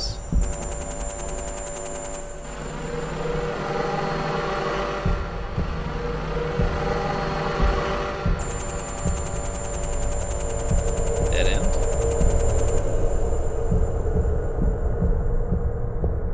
Oh, I do have a sprint.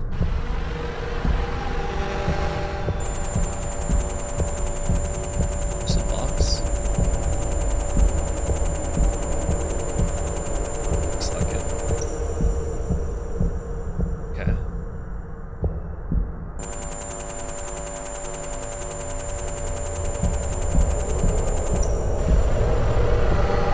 Such a good concept for a game as well.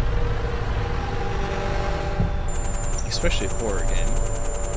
Like, it's kind of satisfying mapping out the area too.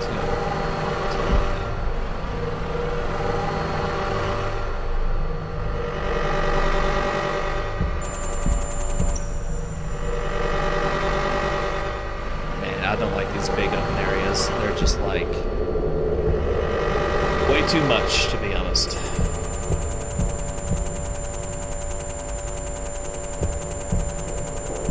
Some more boxes.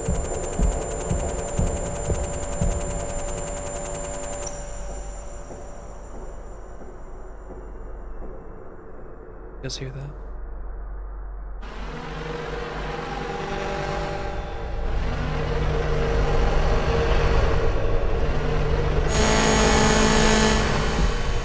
Where is it?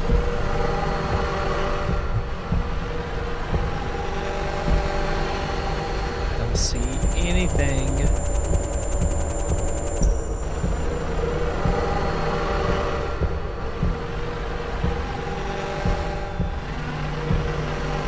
Don't like this at all. God.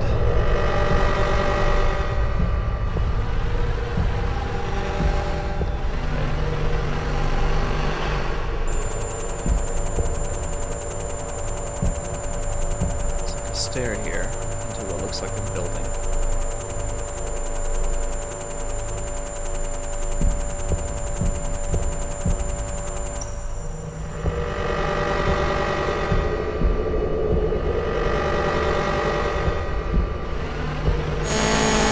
Oh god.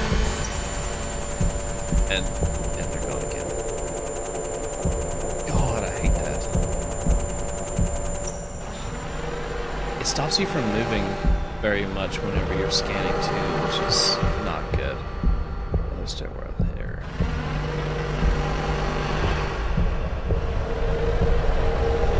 Check over here.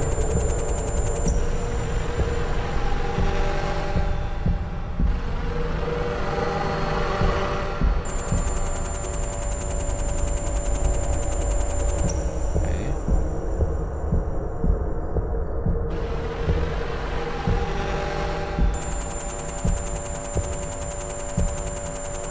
Can't get through here. Boxes. The thing is like if someone is following you, the only thing you have to figure out is noise and this LiDAR detector.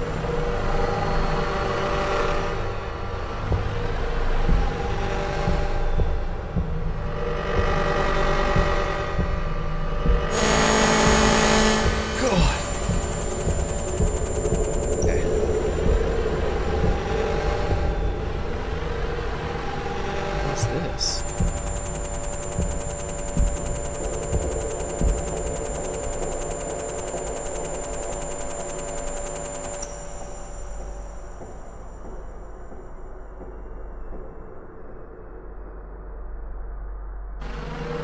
I hear walking. Definitely hear walking.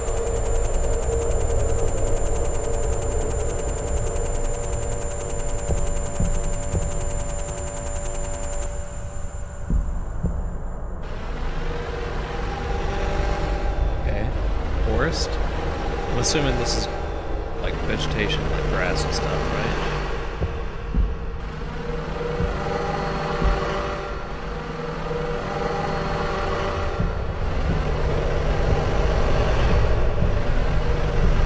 I wonder if anyone's ever done a run of this game without without using the LiDAR at all. That'd be an interesting run, wouldn't it?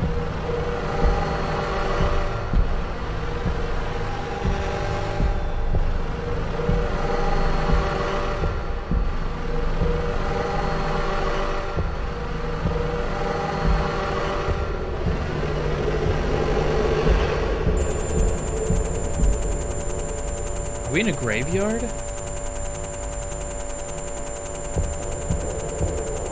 I feel like we are.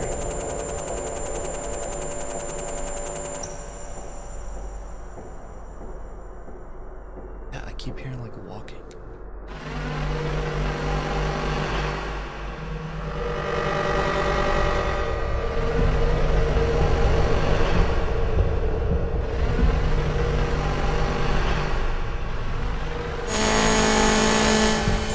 God.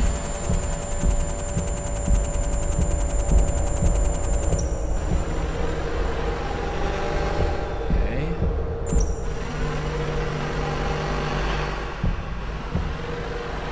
I can figure out what we're doing here shortly, because I always have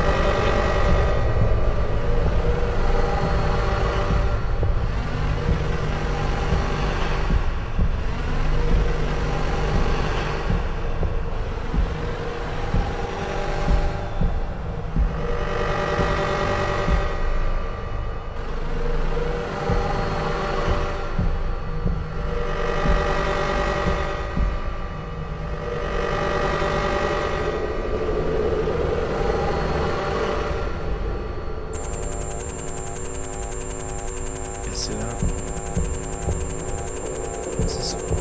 Is it blood? There is like a blood trail. Before I go follow it that way, I need to make sure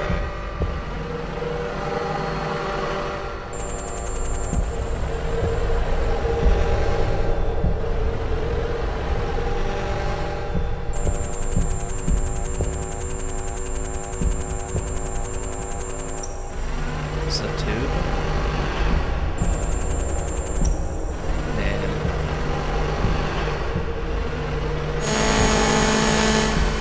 Oh my god. He's gone again.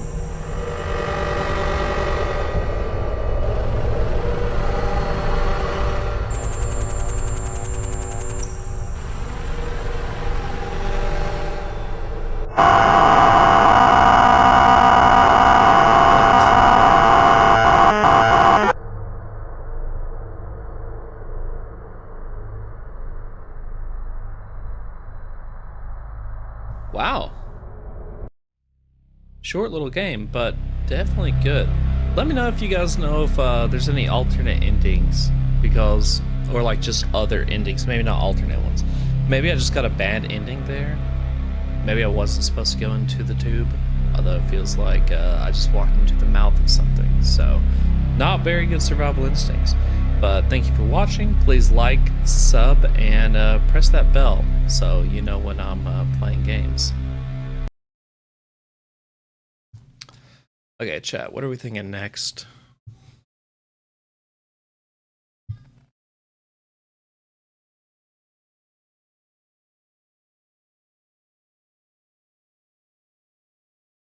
We got many options, so...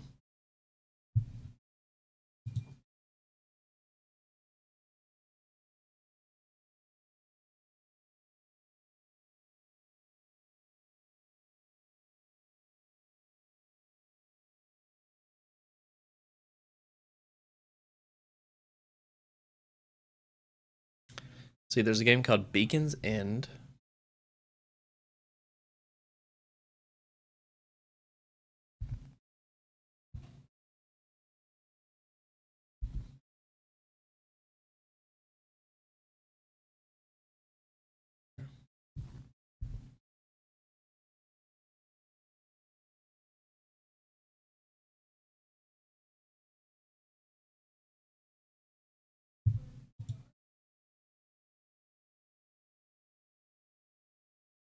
Okay.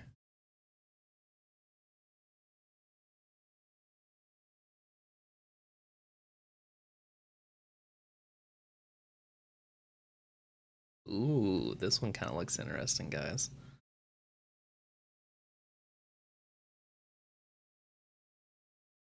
When was this one released?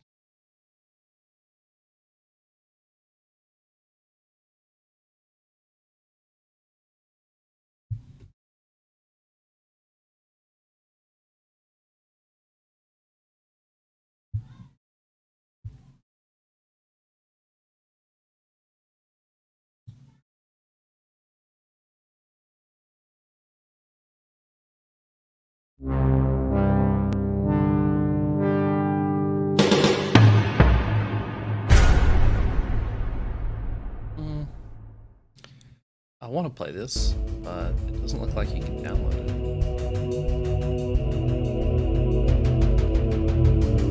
Which is unfortunate. Maybe when there's a download, I'll play that one. Here, so you guys aren't just saying nothing, right?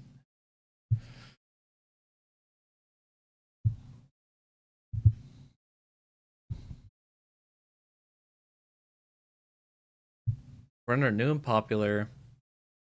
I have horror tagged. Saturn. Signal loss looks interesting.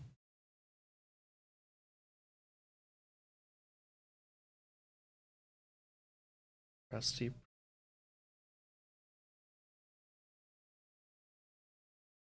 Night kebab. Okay. South of North.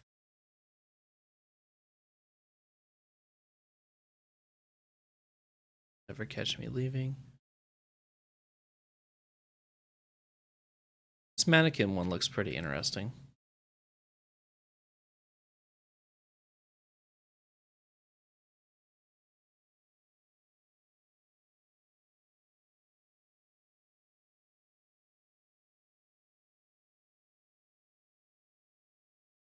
Okay, let's do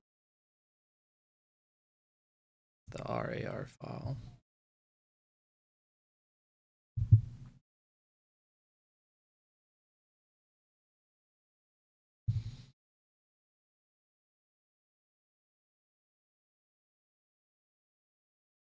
See what this one's about.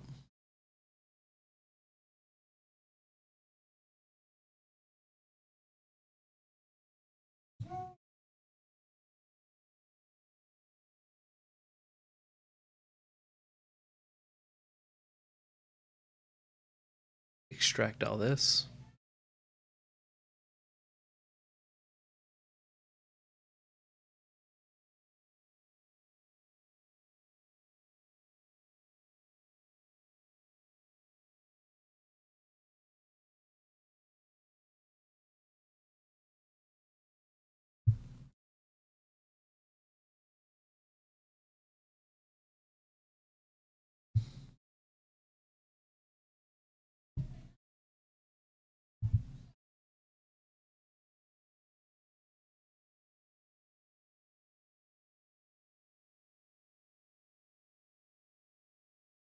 Sweet.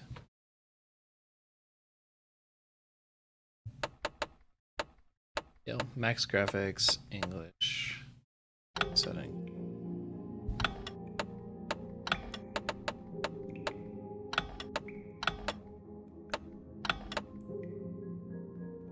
Lovey, we're gonna Max. Hopefully the mouse sensitivity is fine. Video.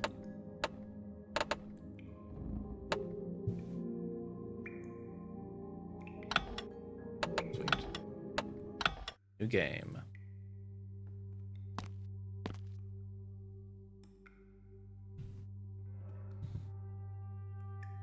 This is called again Mannequin House Requiem.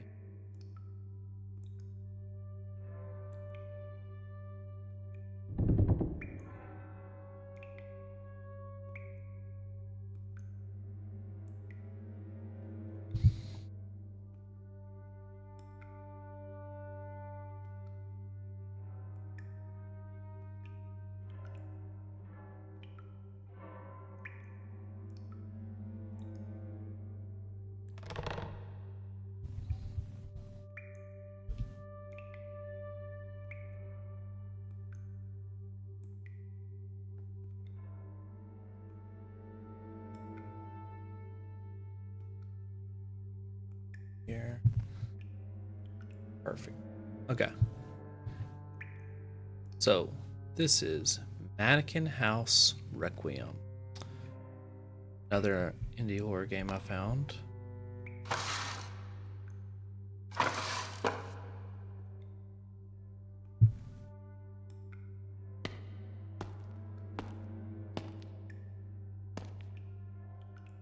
Sheets.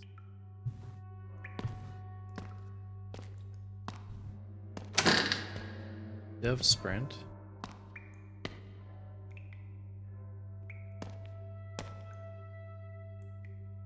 Find a way out.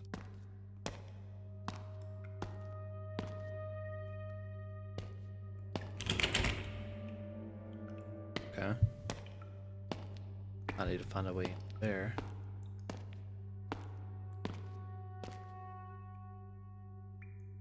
Not looking good, chat.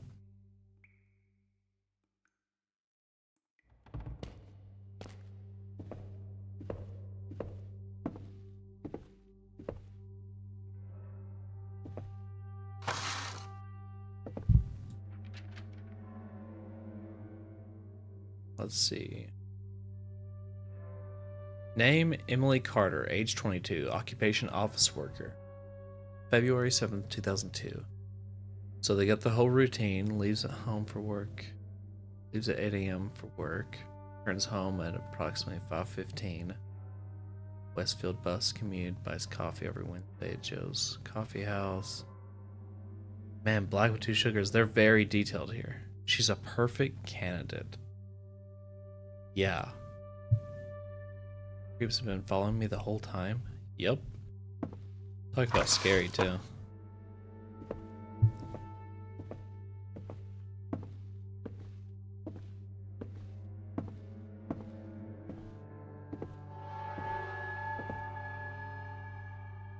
Okay. Ooh. A knife? It is a knife. The mannequin's holding it too tight. Oh my god. No shot. I'm afraid to even get close to this. Missing a gear. Wonder if these are like, you look away and then move.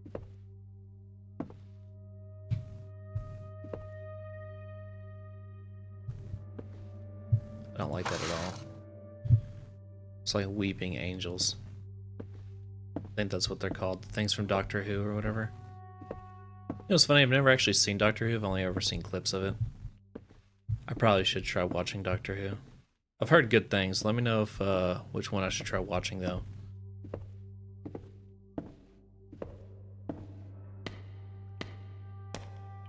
I mean, what are you supposed to do in this situation? Stalkers kidnapped you. Okay, okay. I don't like these mannequins. It was a mistake playing this. Okay.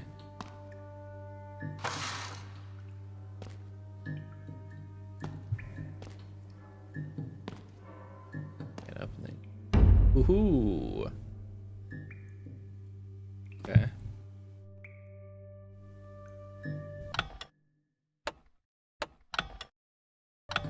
Okay. Got bolt cutters. So we're gonna be looking for some chains to cut or a lock. I think this is where we started, right?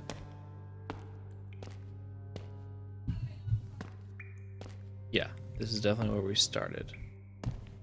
Okay. Let's head down this way and see if we can see anything. Oh, look at that.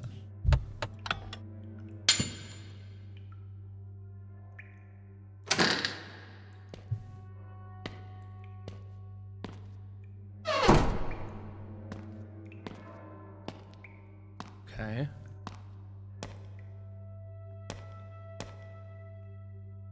Need a flashlight more than anything else right now. Okay, got the missing gear.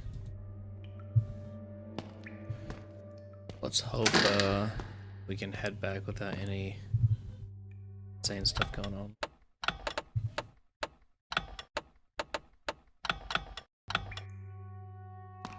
Okay.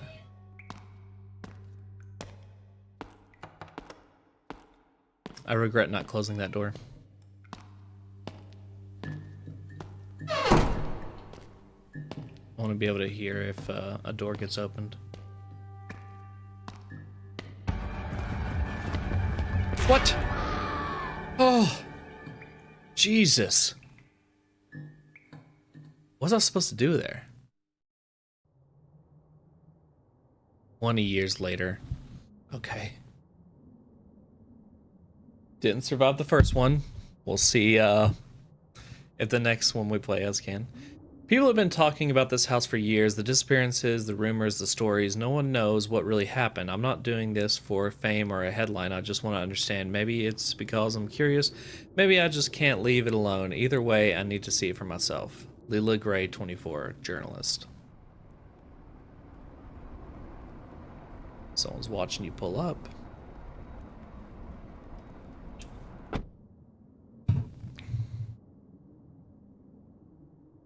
Okay, retrieve the equipment from the car trunk.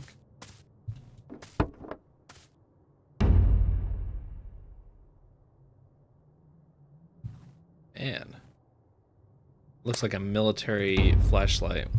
Like the one I had in the service, but black. I like the camera. Pretty sure I got my wife a camera very similar to this one. Ooh, we're gonna get a good shot right here. Ready? Okay, chat. This is Leela, journalist for the paper. We're gonna be going to this house, investigating the disappearances we've had here and murders. House looks abandoned from the outside.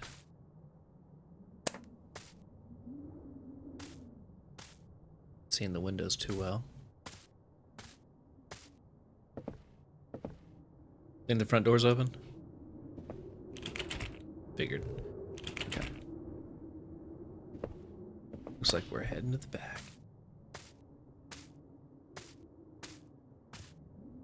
Don't trust this at all.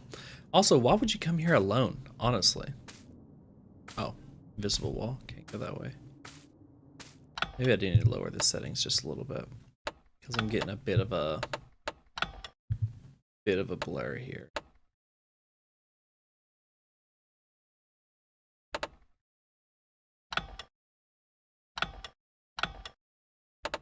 Cut off. I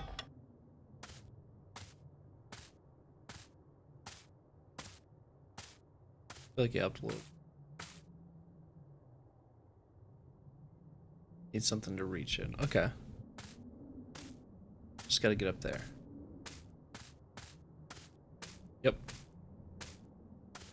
Don't see anything. Trees.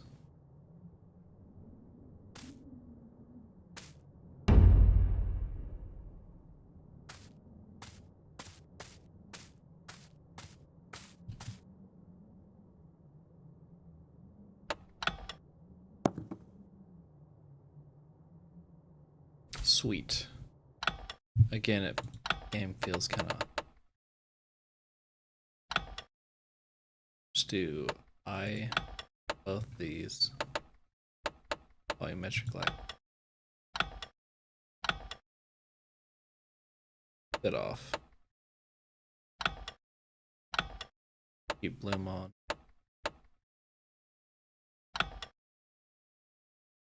Blur off.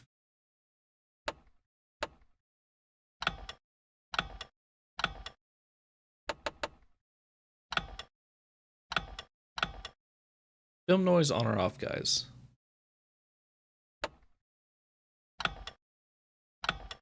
Keep jitter off.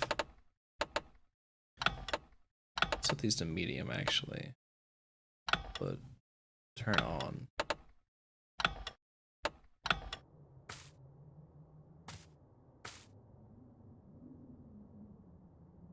Feels a little better. Might also just be because we're outside. There's a lot of plants for them to render. See, now that we're away from the grass, it feels a lot better. I would say no here. We should not go in here, especially alone. It's one thing if I have like multiple people with me, but if I'm alone, I would not be doing this. Worst mistake you can make right here, chat. You should not go into houses like this. Ooh. Got some lore.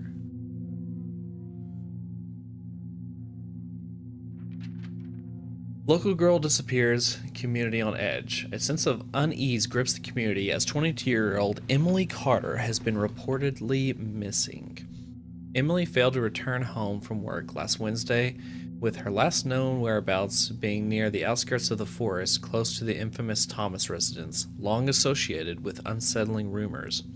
Neighbors claim to have seen strange lights emanating from the house late at night, further fueling concerns about its sinister reputation. Authorities urge anyone with information to come forward as the search for Emily intensifies. Okay. You see, what you guys should do, if there's some weird house, you know, that people go missing near, right, is search the house and then burn it down. That way there's no more house for people to go missing near.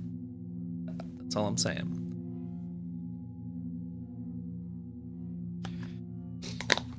Okay.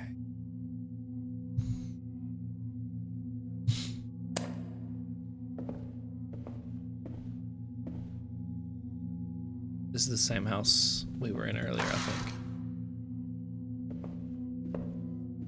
Well, actually, no. It looks a bit different. Maybe I just wasn't. Might still be the same house, but.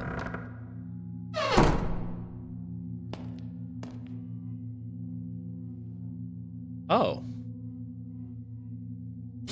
So there's a 4 written behind a picture of mountains and plains. Planes, like not the flying planes, but planes as in the geographical thing. Let's see, okay. Nope, can't turn on the lights. Sucks to suck, I guess.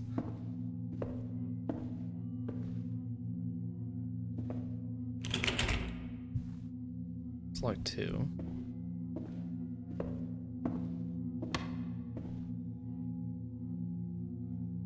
You guys hear something?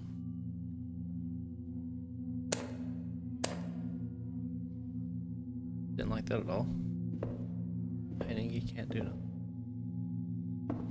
So there's a downstairs. That flickering. It's probably just like a lamp or something. It almost looks like eyes down there. For this one. Nope. So far we have the number 4. Blocking it off. Can't move this at all.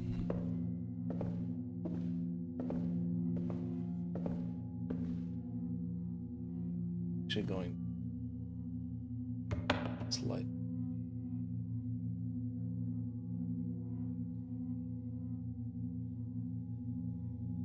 Down a bit so we're more immersed. Chat, we gotta be immersed. Okay. Just been hearing footsteps because I'm pretty sure I have.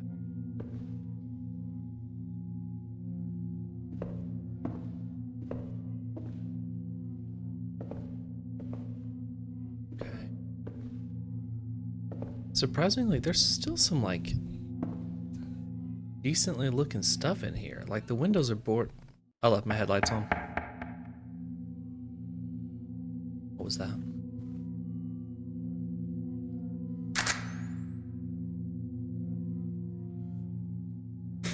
Oh man, that flash is going to jump scare me. Oh. What is this? Oh, we gotta document it, chat. We gotta document. Perfect. But you see what I'm saying? It doesn't really look run down on the inside. The outside looks pretty run down, but the inside, like, look, this is all pretty nice, put together stuff, you know?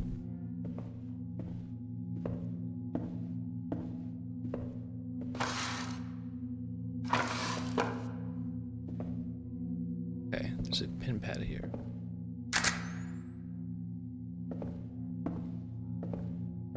Keeping my lights on, worst thing you could do. By the time, even if we try to escape, if something does happen, we try to escape, by the time we get back, car's gonna be dead. And then we're cooked. Completely cooked. Okay, that's locked. Wonder where those old bolt cutters are the first victim had. Imagine looking out there and there's someone standing in front of the freaking car. God. Those flies?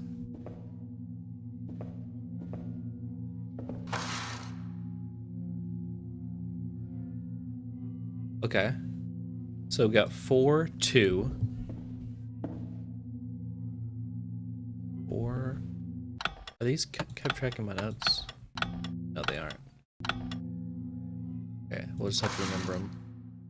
4 and 2.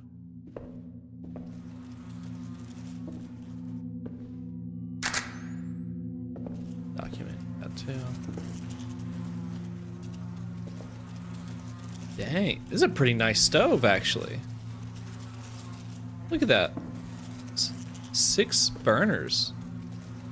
It's pretty good. Honestly, get rid of the trash, sweep, paint the outside. Mannequin's hand. Okay, so 4, 2, and 3. Looks like we might have the code.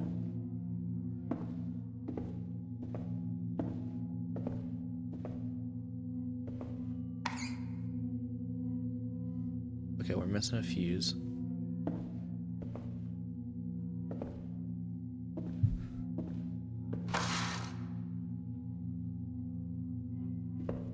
Let me pick this up. Write my numbers down on here. 4, 2, and 3. Did you guys hear something? I heard like footsteps.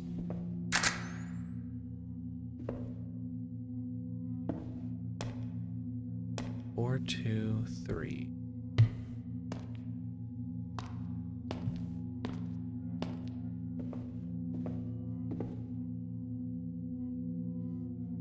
I'm just turning this up a little.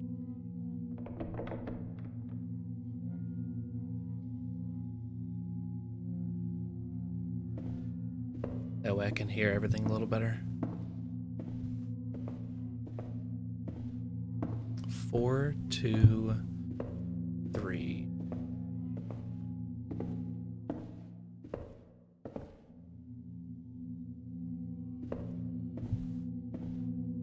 I've already opened that. Oh, we need power first. Of course we need power first. God. I don't know if that was me or something else. I need to find the fuse. Gotta double check a lot of stuff.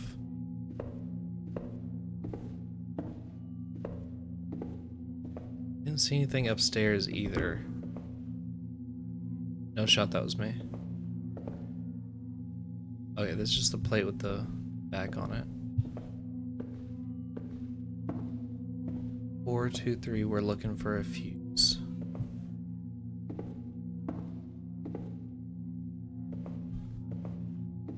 Oh my god, that actually scared me a little bit.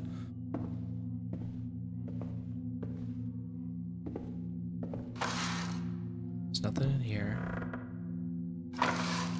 Okay, there's no way I'm creaking these boards this much.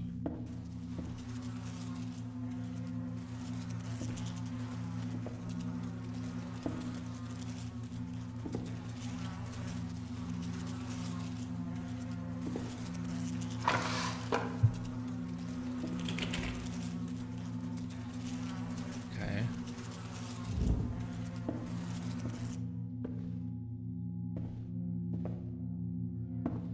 Four, two, three. We might have to check upstairs again.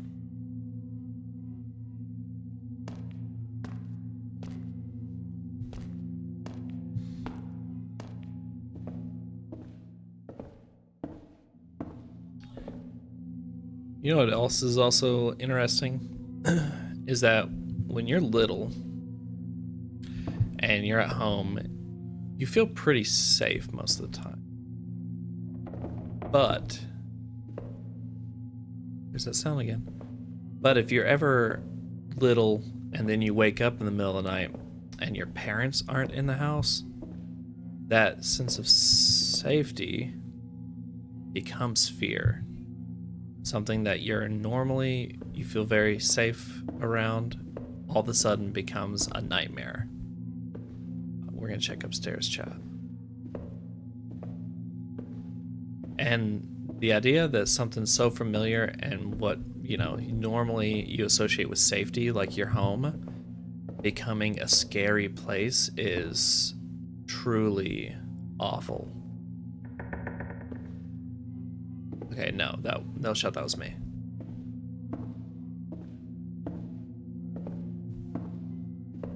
Looking for a fuse, looking for a fuse. Let's head this way. I don't have anything to open this with. I feel like the fuse is in here, though.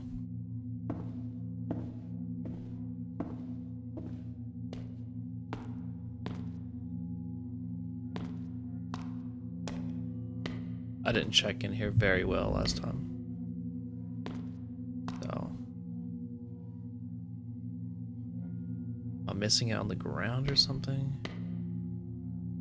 Okay, so 423 is still the numbers, but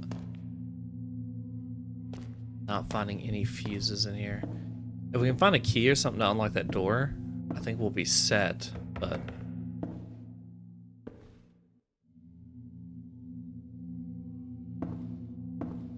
God, I hate that.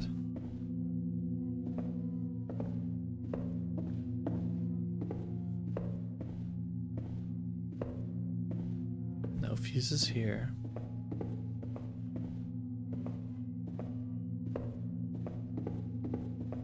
Another thing too is that if we found the fuse and this place still has power, it means someone is definitely living here still.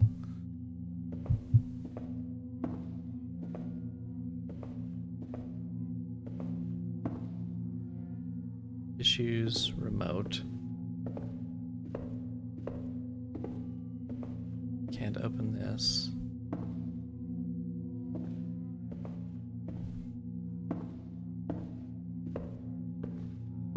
These boxes, these milk crates, nothing. Also, till this day, I still associate milk crates with the first Toy Story movie. I'll never get over Sid's room.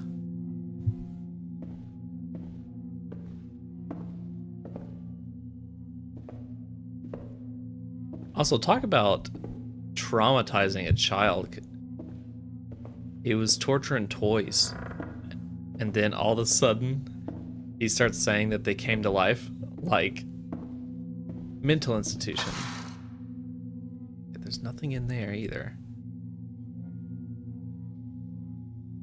See anything on the ground?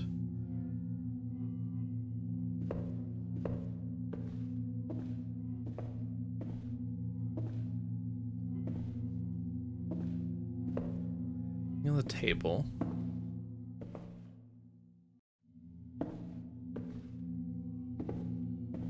Already checked in there.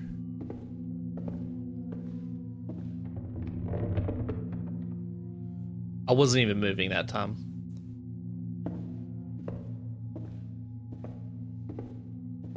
I know for sure that wasn't me. Definitely don't see anything in there either.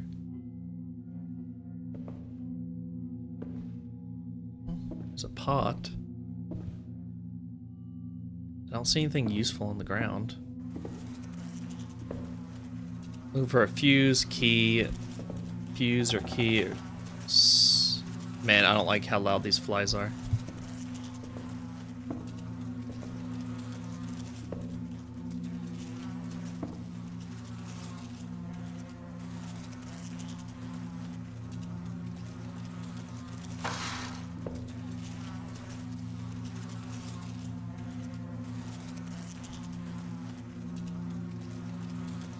Mannequin's hand.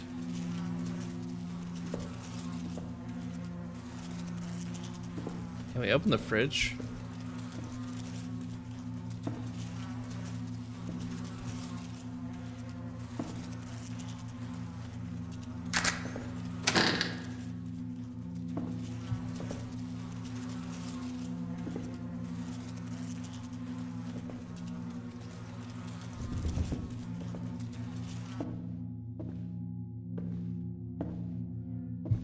Already checked this area too. Just basically an empty little broom closet.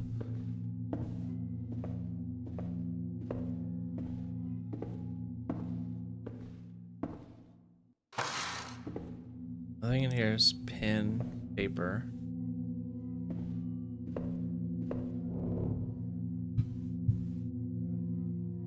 I don't have a fuse.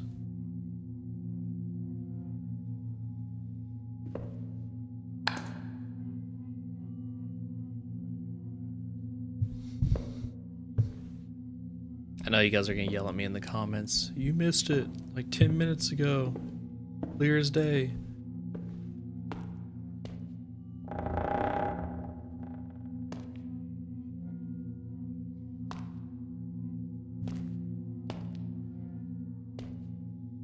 I don't like how loud I close doors. Get in here. No.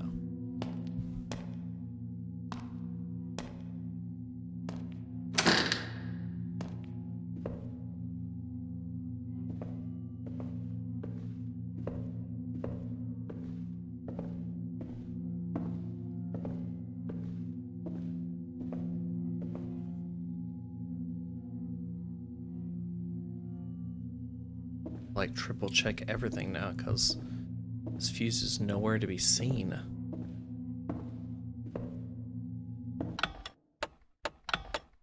All I have is a camera and a flashlight.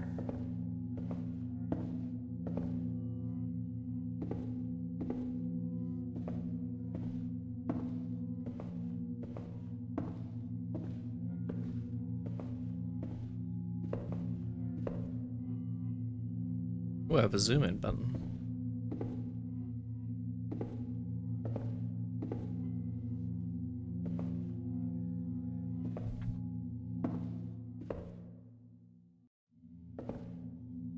See anything under the table?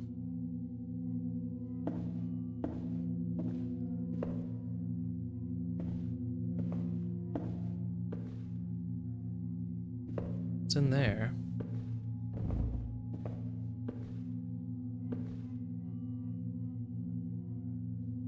See anything under here? By the way, these chairs look uncomfortable as hell.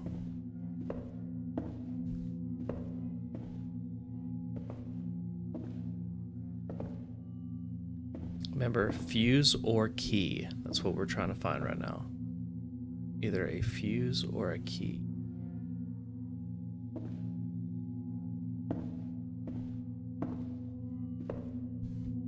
Nothing there. Might as well take photos. Got a document, right? We are a journalist, so.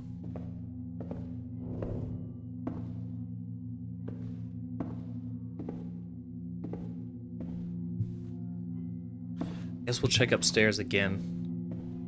Though I'm really not seeing anything right now.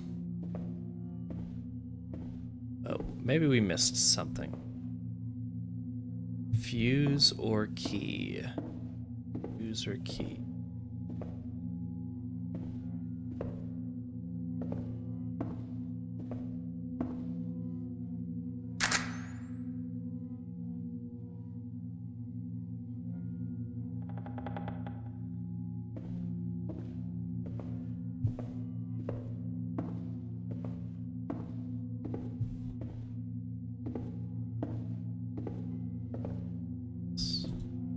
No.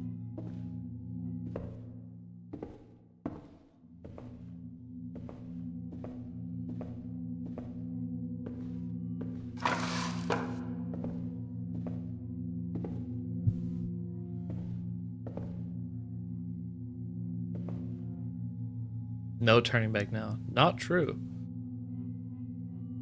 Yeah, picture you look down there and you just see somebody. There is always, at any moment, do not be afraid to turn back, because Jesus.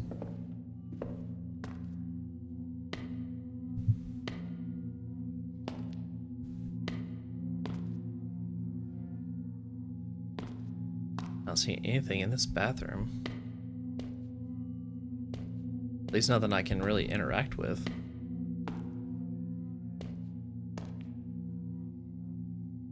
There's even new toilet paper here. Someone's got to be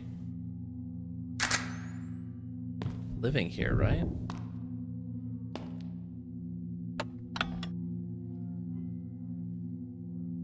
I don't think I can use. Yeah, I didn't think so.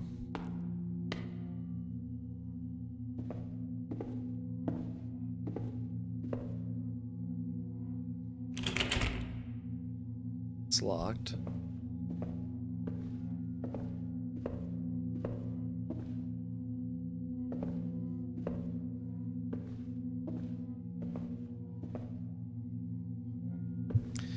There was a vase on the ground down here.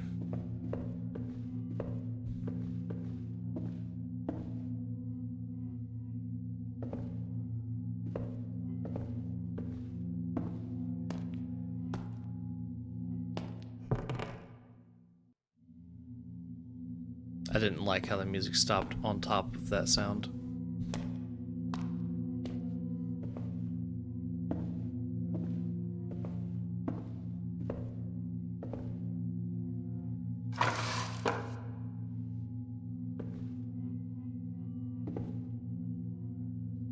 Is anything behind there?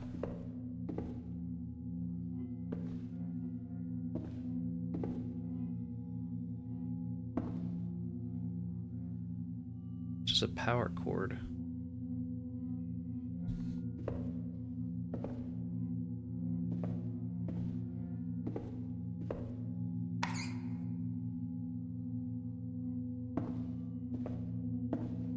See, to open that, it doesn't have a prompt.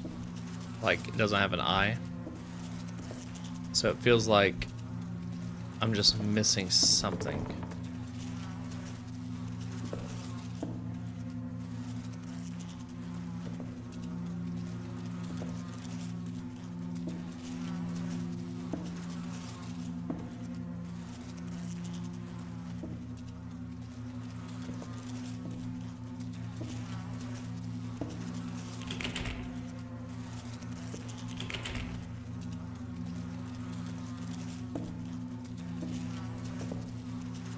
A lot of trash. And what's also weird is that why wouldn't you take the trash unless it's something you don't want the trash man seeing? You know what I mean? A paint thinner. We do have a pot up here, but it's not letting me grab it.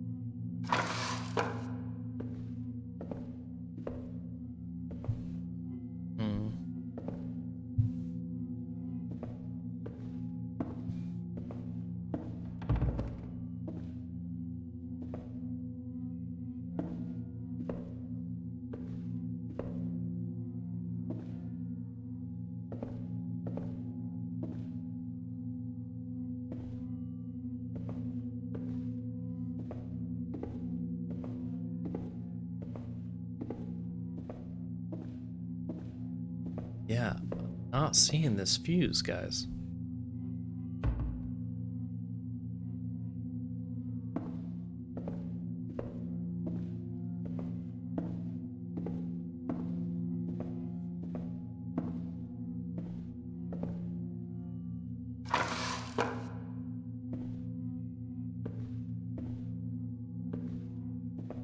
Maybe it's in one of the chairs?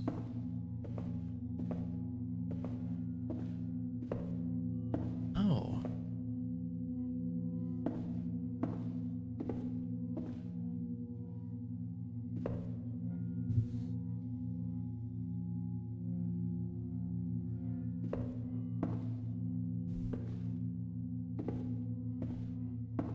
Check the couch cushions.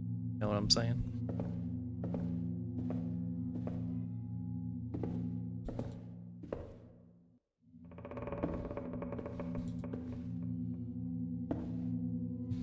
Maybe I need to look up high. Maybe it's like hanging from something.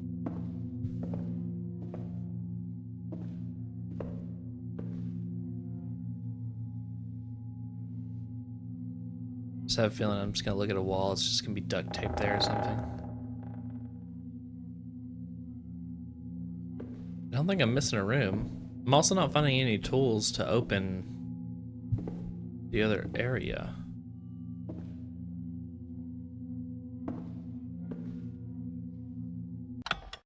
Let me look at the controls. Control is crouch.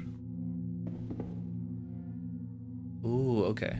Maybe I need to just crouch and look up something.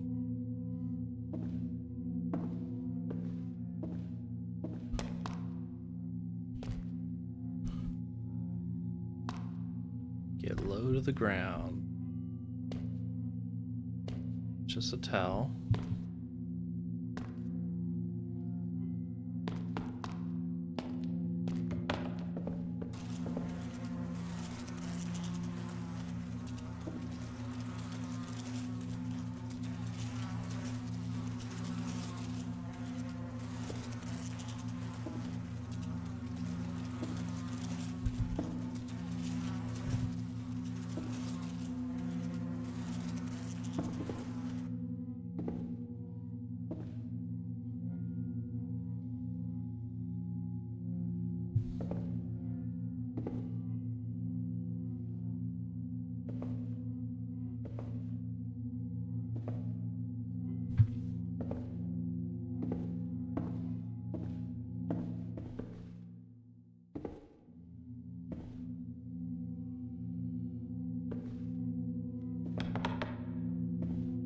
God.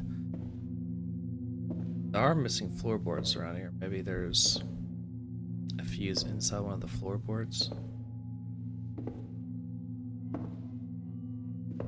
What's annoying is that I've found the passcode already, but I need to find the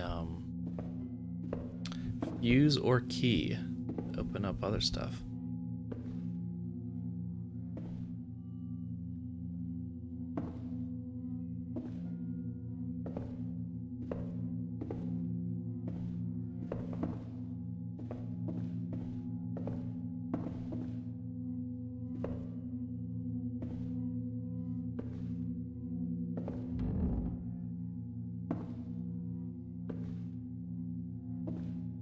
Not seeing anything in any of these.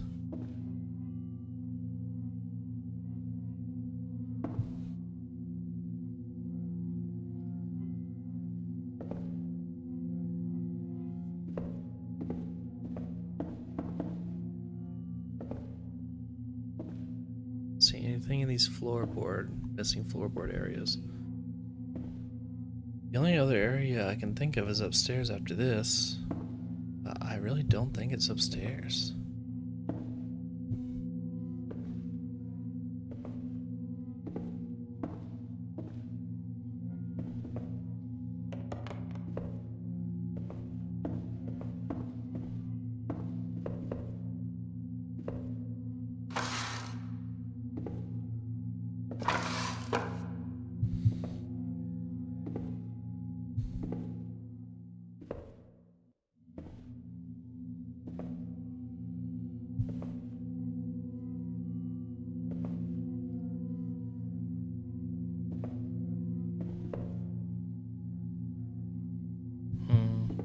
don't see anything here either.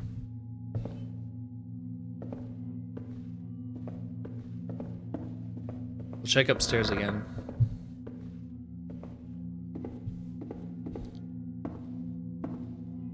Check low.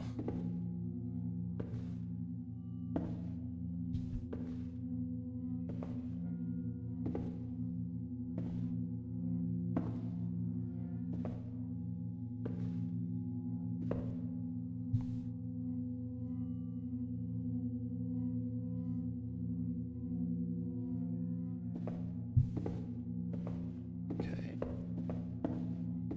See anything here? Check low here.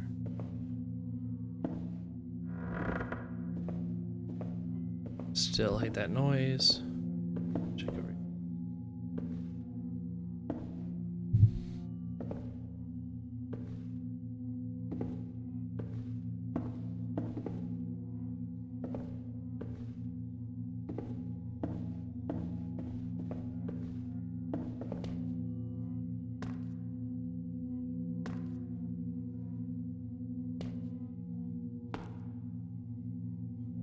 See anything in there either.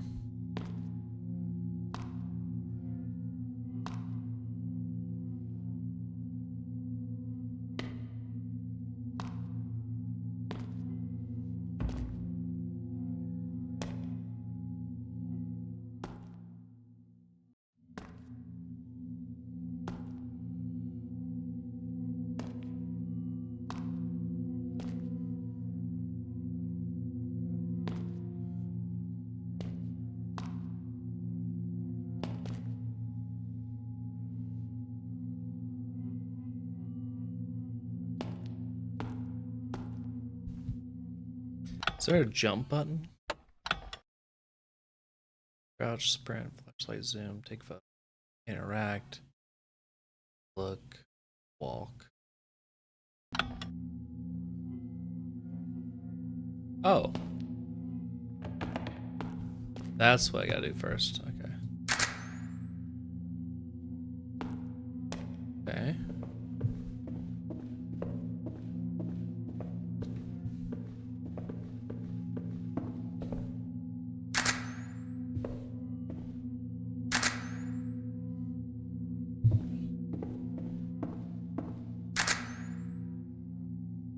That's 4.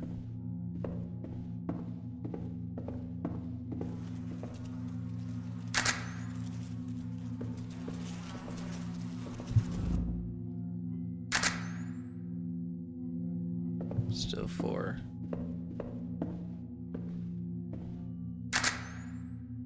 5. Did I take a picture in here?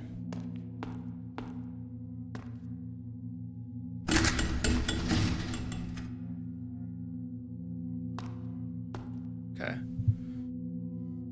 Now that second floor. Okay. That might be helpful. I would have been searching here for hours if I didn't have that objective button. So whoever put in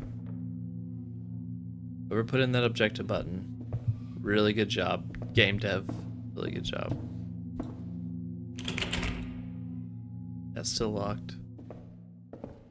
What do you bet the window's locked or something? Oh my god. Yes.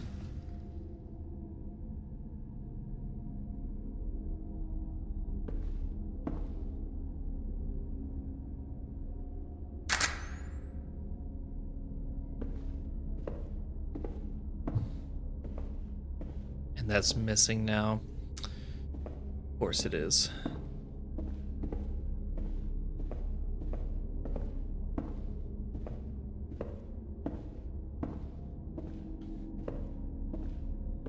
Okay.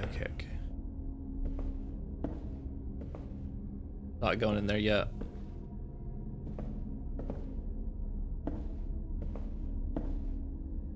Four, 2, 3 was the code, right? Or some combination of those.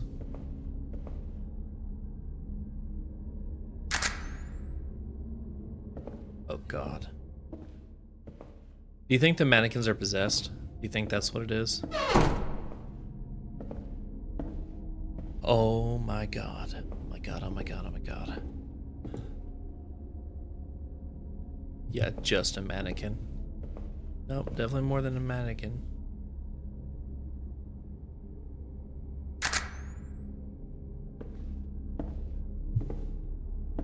Gotta document what kills me, right?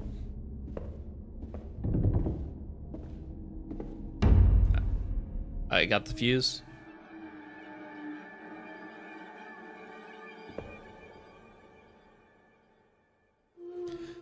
So 4, 2, 3, 1.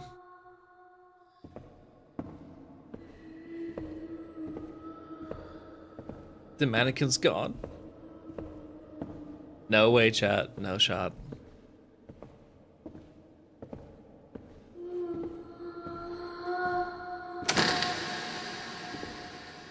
Please stop. I need a handle now. You know, that mannequin hand might fit in there. It looked like it had a thing. Store power.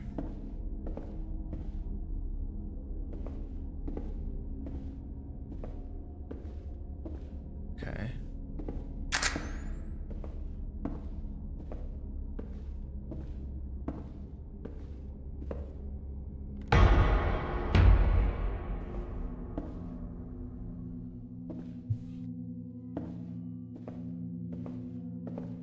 Jesus.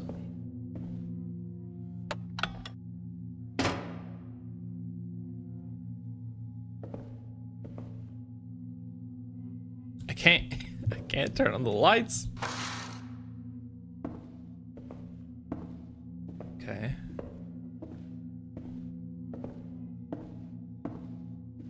Honestly, this is a really nice house if it wasn't so creepy.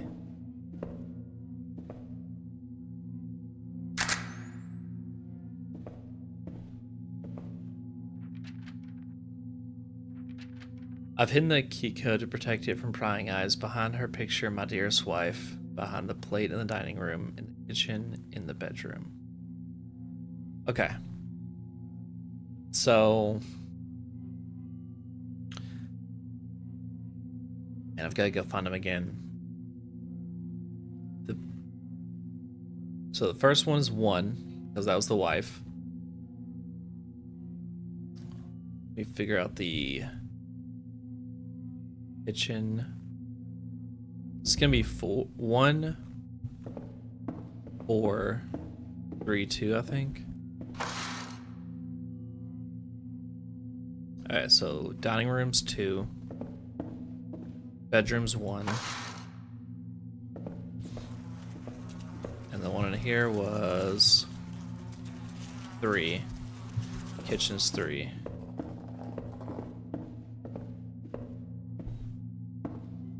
Oh my god, it moved some more.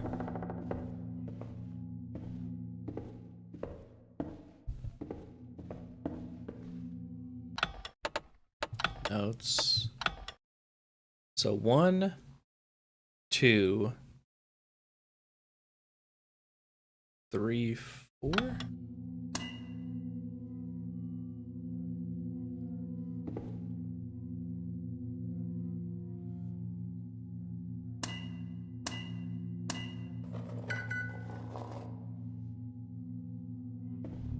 Oh my god.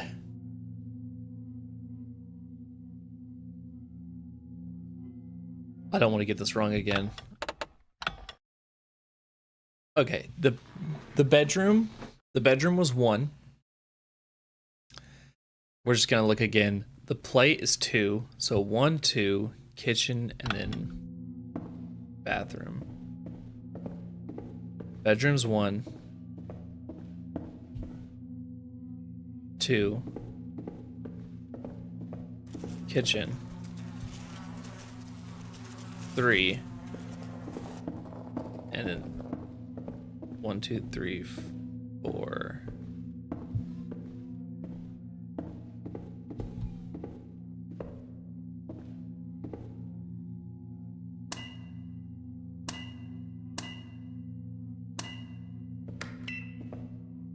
Of course, it disappeared just like that.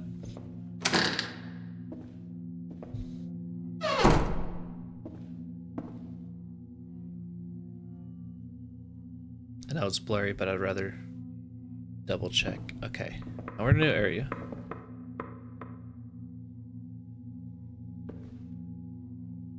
Still nothing.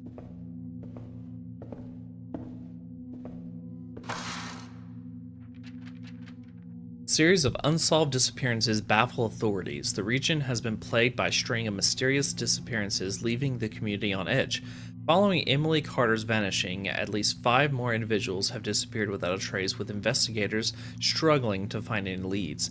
Such efforts have concentrated around the Thomas house, a location steeped in eerie tales and whispered warnings. Despite extensive investigations, no evidence has surfaced to explain the sudden rash, I think it's meant to be rush, of disappearances. Authorities are urging residents to remain cautious and report any suspicious activities, as fear of the unknown casts a long shadow over the community. Yep.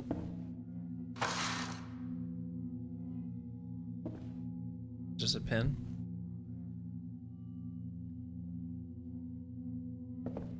Ooh, we got a hidden wall.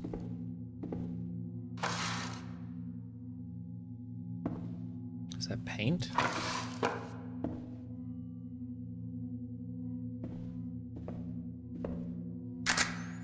Gotta take a picture of this.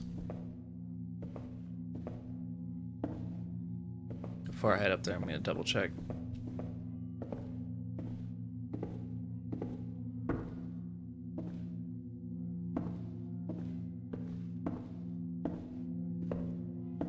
Okay.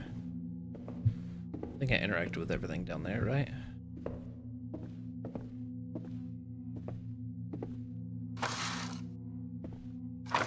Okay. Colored pencils, it looks like.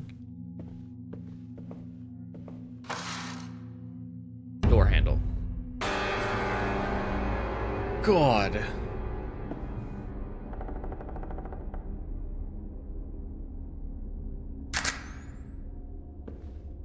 Don't mind me, just scooting by ya.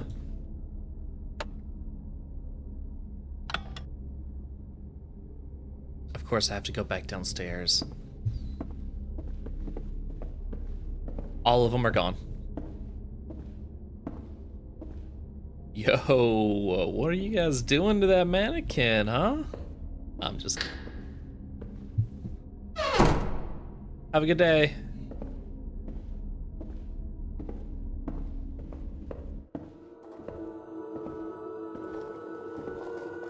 What's happening? What's happening?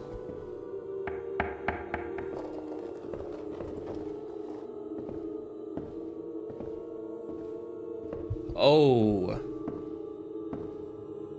I'll look away.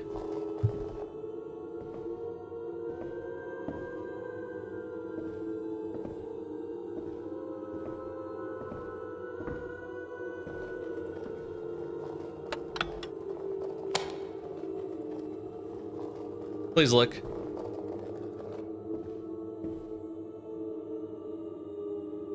Oh my God.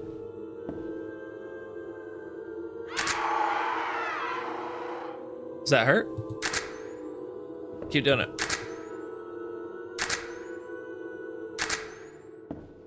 Yeah, it's Weeping Angels, 100%. I don't like backing up into rooms, but...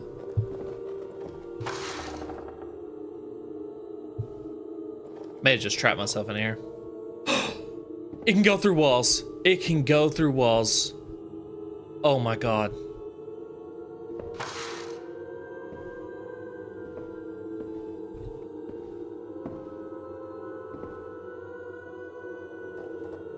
Yeah. God. I just go over the bed. I don't want to get close to you. Stay away from me. Okay.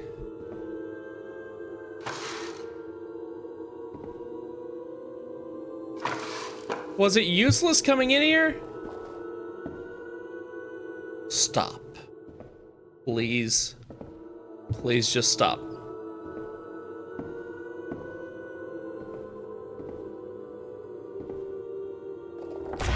Ah.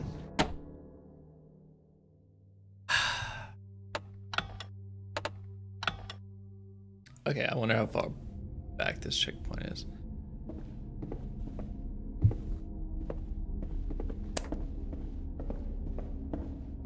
Go, go, go, go, go. Doors don't matter, obviously, because they'll just...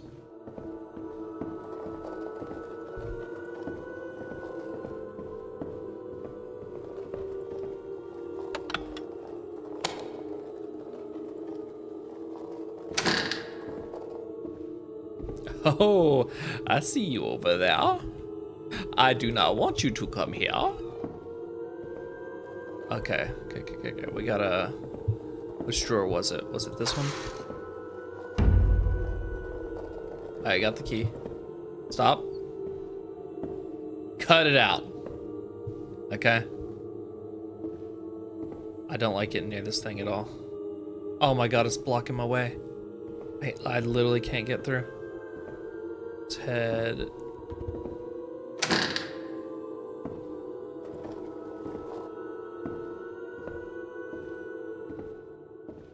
Okay, the key. I gotta remember where the key goes.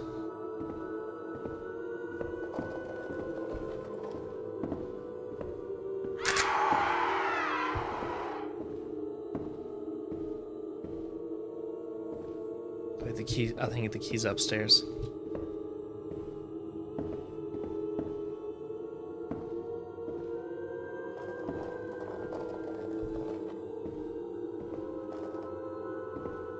I have to go back downstairs and then back upstairs the other way.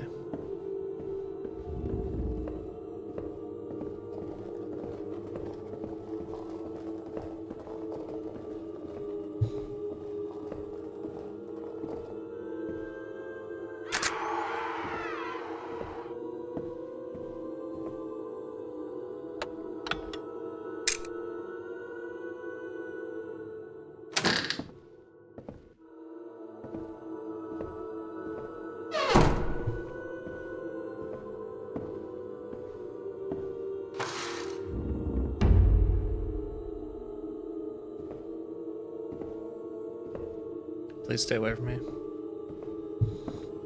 I don't know if that thing's still chasing me or not.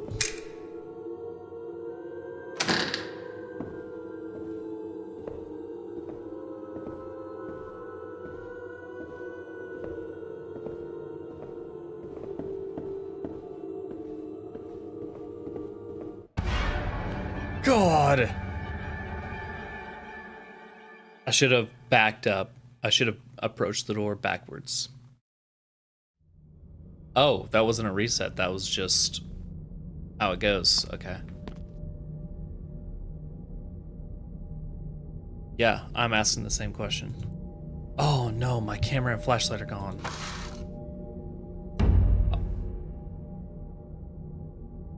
Okay, bloody camera.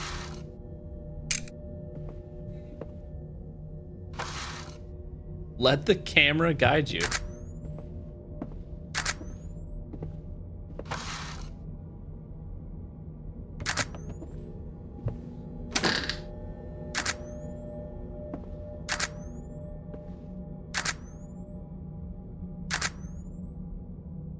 Don't like that at all.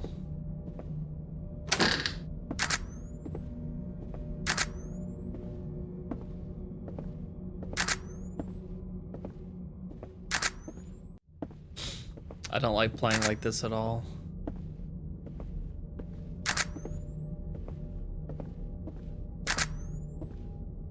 It's got to be the spirit of his wife that's in the mannequins, right?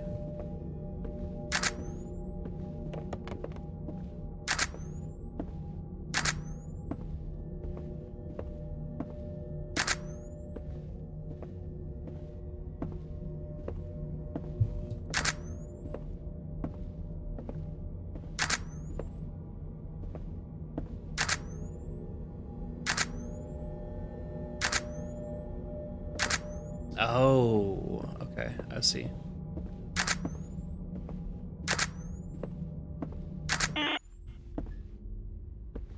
God.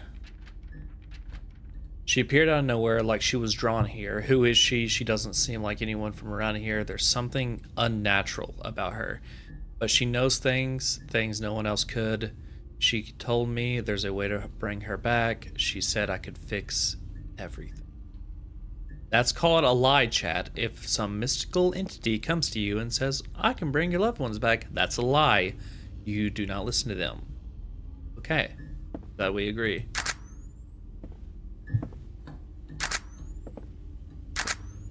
Okay.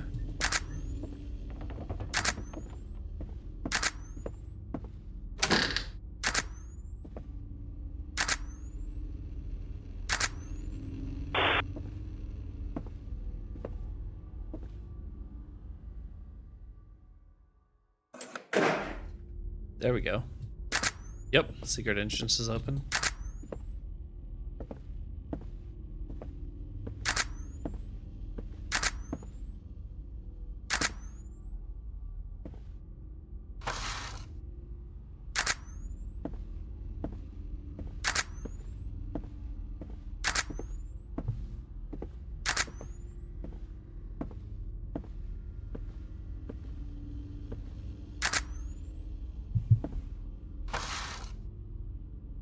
Still nothing.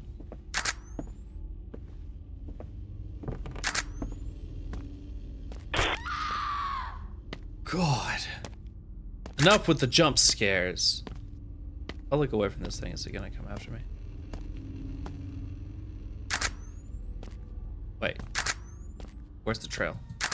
Okay. Of course it won't budge.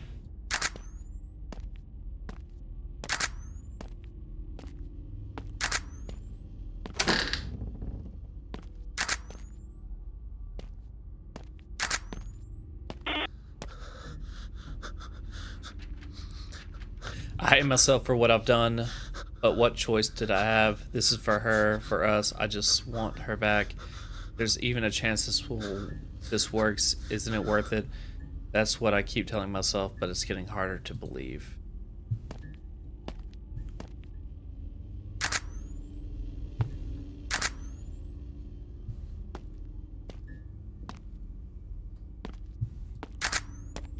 Okay.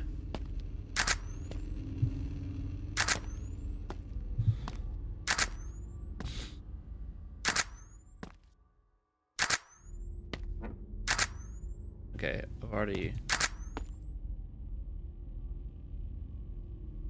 Not going that way yet.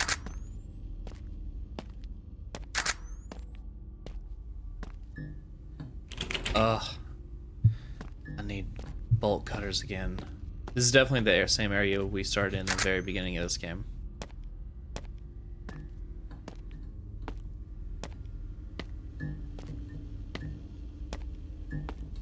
Any one of these things could be alive. All of them could be alive, honestly. Which... God, okay, hold on. God. That got me so good. Oh my God.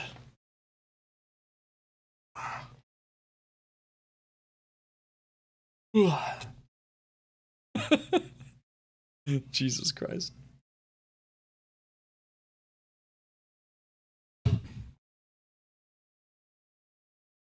Hold on, chat. We need another upper decky. You know what I'm saying?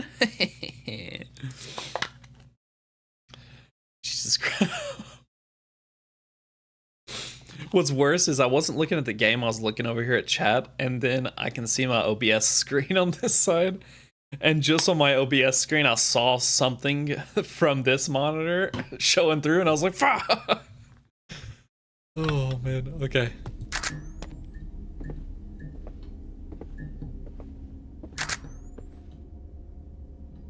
Hold on.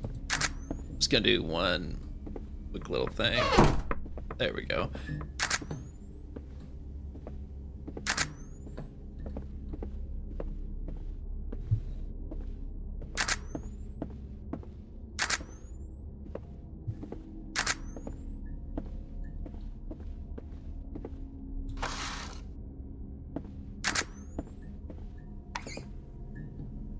Missing gear. Okay.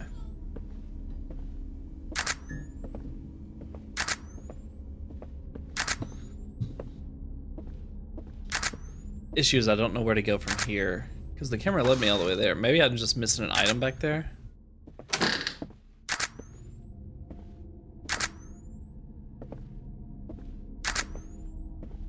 Didn't get to explore this area too much last time.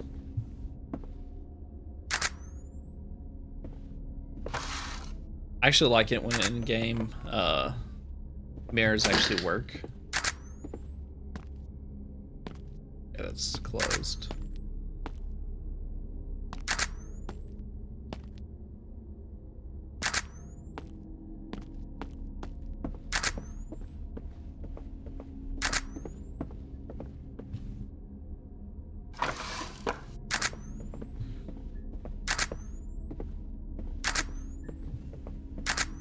Maybe, what's that sound? You guys hear that? Maybe I need to go back and get the,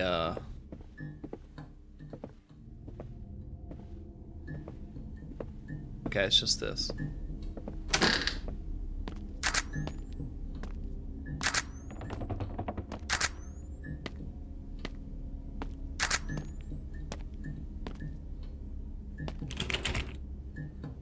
Oh, still won't budge.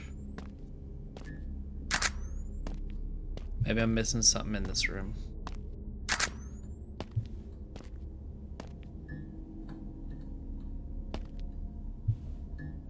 What's that? Syringe?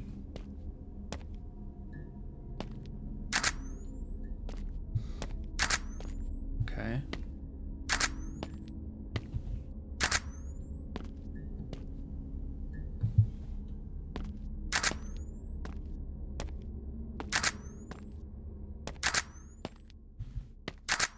Like, this is the only place the just let the camera guide you. This is the only place it leads me to.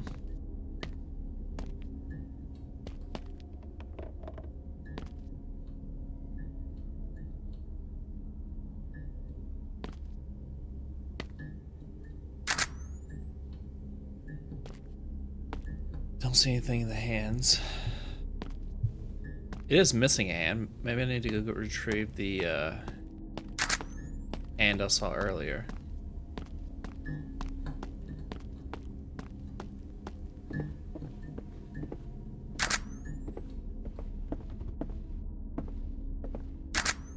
Maybe it's leading me to a new trail. Wait, is this... Actually, it must be leading me to a new thing because...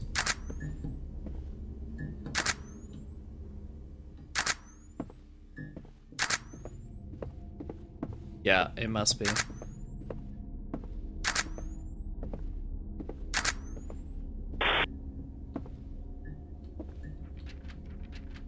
Cops came by again today. They're asking too many questions. They mentioned the missing people. I play dumb, but I know they're watching me. If they dig too deep, they'll find out what I've done. God help me if they find the mannequins. Has he been putting people inside the mannequins?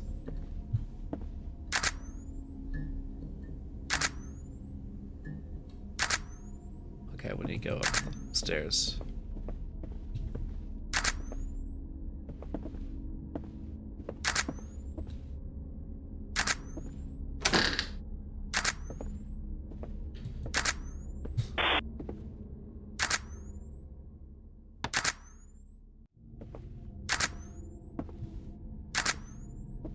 Ooh, there's a bloody note. I've ruined everything. None of this worked. She's still gone, and I've become something else. A monster. I should let her rest, but now it's too late. There's no way to fix this.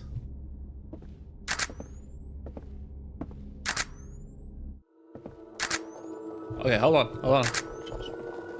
Just wait. Just...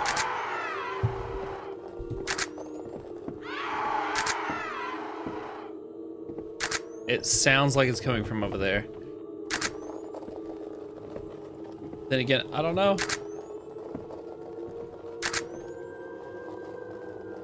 Defeat all the mannequins? How? How am I supposed to do that?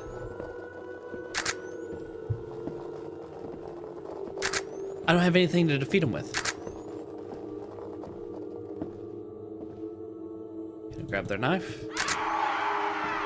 Oh God. Oh god, oh god, oh god, oh god, oh god.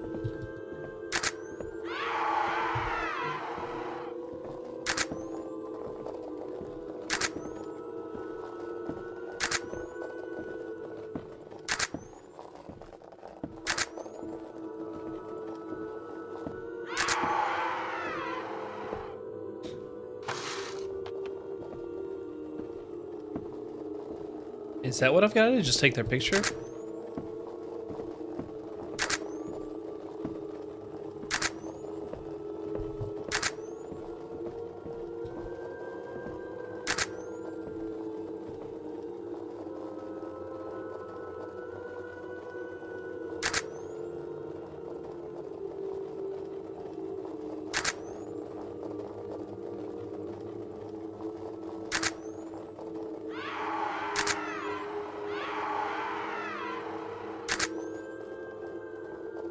Jesus.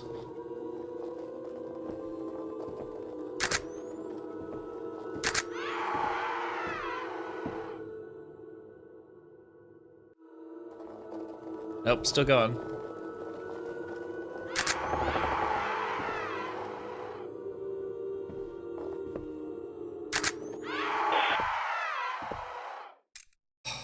Okay. Exit, it says.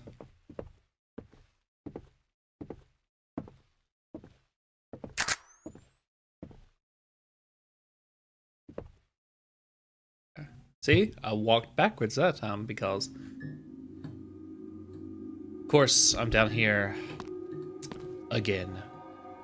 I need to get out of here. I completely agree. We do need to get out of here.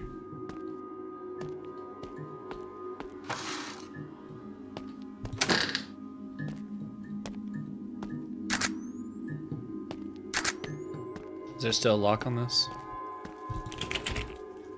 Nope, and it won't budge. Find a way out. Okay.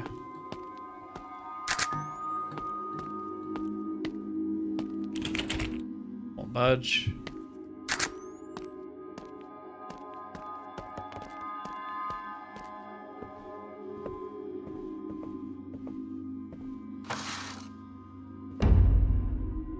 I got the missing gear.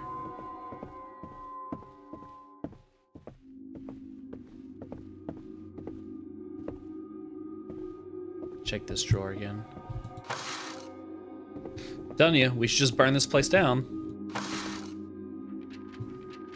If you're reading this, please, in this nightmare, destroy her. I don't deserve to be saved, but maybe you do. Don't let her win. Of course, this is somebody else's problem that we have to solve.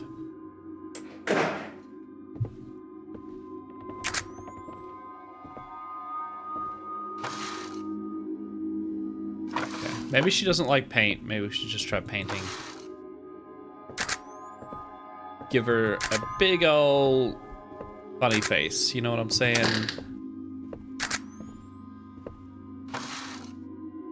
I don't know if there's anything new in these things.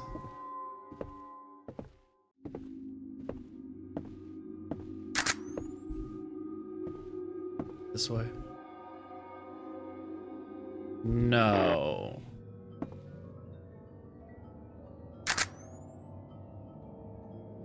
Find and defeat the real one.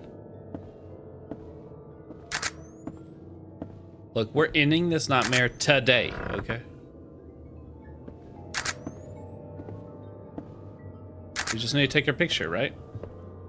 Simple enough.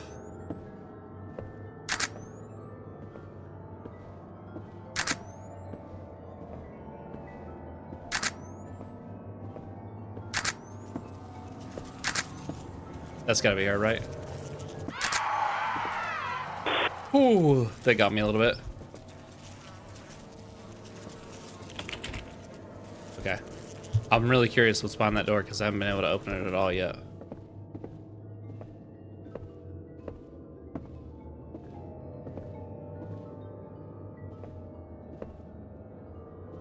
None of these have weapons. I'm assuming she's gonna have a weapon.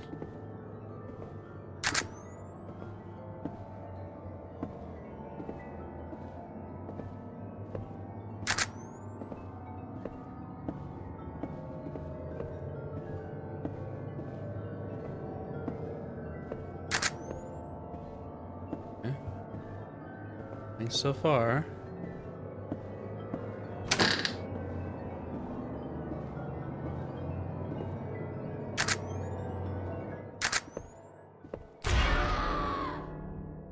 How? Okay. We're gonna get her this time.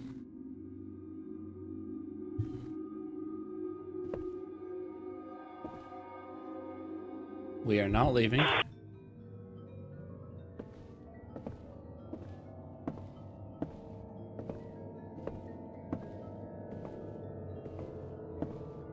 Is it gonna be the same one? Looks like it.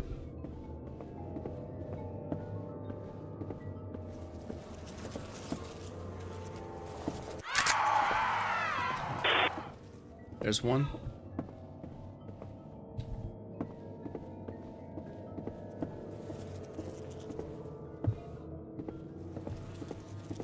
Yeah.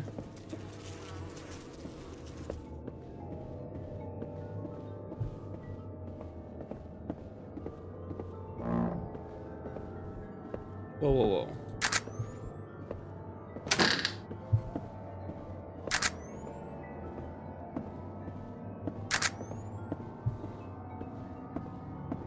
There's somewhere up here, right?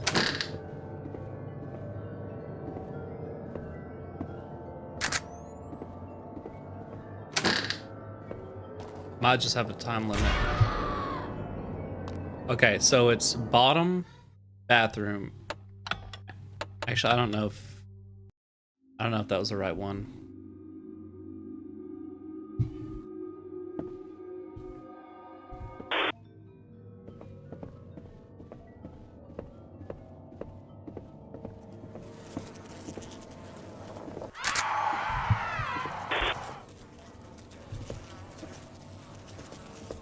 I feel like it's a time limit thing.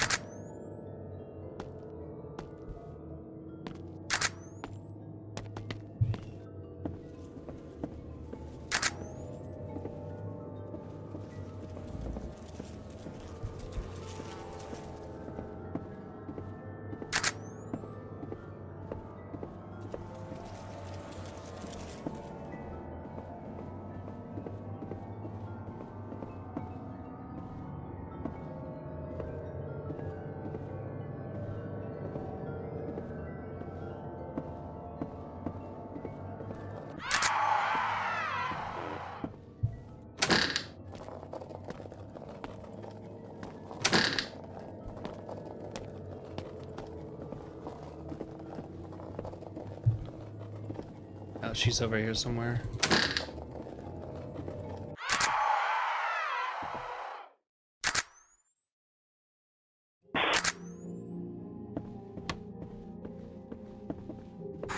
Okay.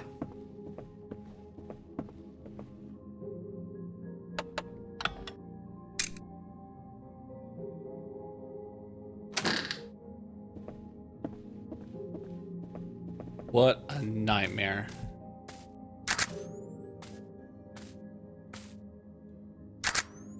We've done it, chap. We've saved the day. We can now leave, knowing that we ended this nightmare. Dang! Zooming away, what? Okay. 1 hour, 10 minutes, 243 photos taken. I was spamming that so hard. Mirror work? No, still doesn't work. Journalist uncovers truth behind the Thomas House mystery. Journalist Leela Gray has solved the decades-old mystery surrounding the Thomas House, uncovering evidence of the late Thomas' disturbing experiments to revive his wife. The house, long associated with disappearances, was revealed to be the site of dark rituals and hauntings. Authorities have since sealed the property, but Gray's discoveries brings closure to many grieving families. Her bravery is confronting the sinister presence within has turned an urban legend into a chilling truth. Yep. That's called a win, chat, okay? Win. And you know, I know the husband, what he did was obviously wrong in many ways, but you know what the difference between a hero and a villain? A hero will sacrifice his family to save the world, but a villain will sacrifice the world to save his family.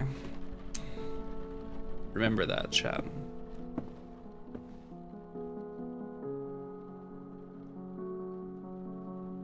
Credits. We gotta get credits rolling, or main menu. Board Leviathan. Awesome game. If you ever see this, awesome game. Loved it.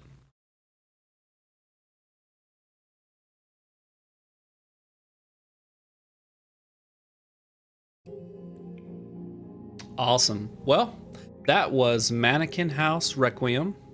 Thank you so much for watching. Please like, sub, and hit that bell so you get notifications. I try to go live as much as possible, but I'm going to be making more YouTube videos than anything else. So please, please follow me. I hope you enjoyed. If you have any game suggestions, please let me know. And have a good one.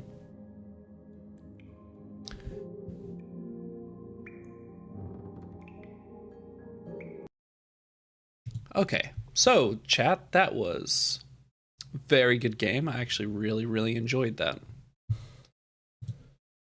Okay, I'll be back in a few minutes. I'm gonna go eat and then start streaming again here in just a few. Thanks for watching. Be back in like 30 minutes, maybe an hour.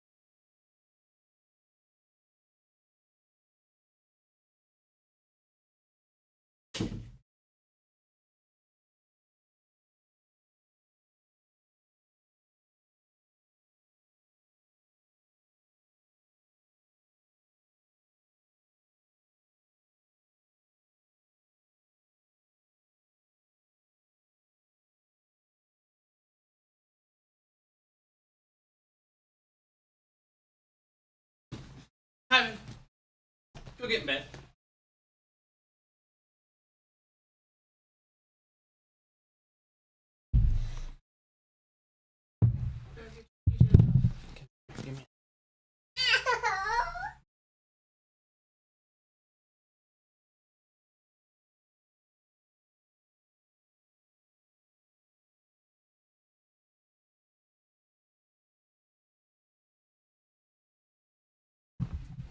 I'm not closing it yet.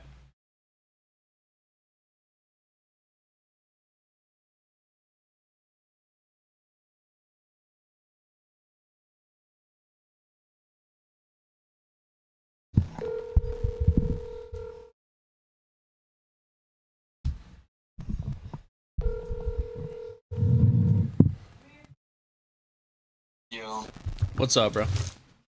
what's up? What are you doing? I was watching YouTube. Nice. You want to play anything?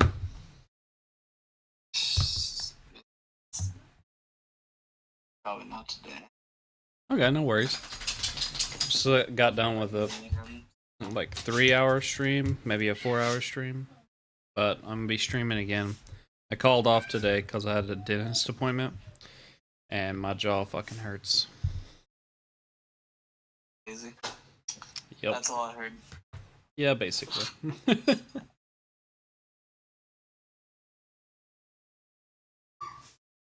I've been up since like 8. Damn. I just want like in this one video for like 2 fucking hours. It's not even really entertaining. Just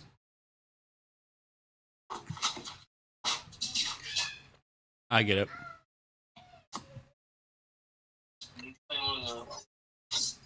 in mind like fucking the one mod playing is fucking kind of difficult.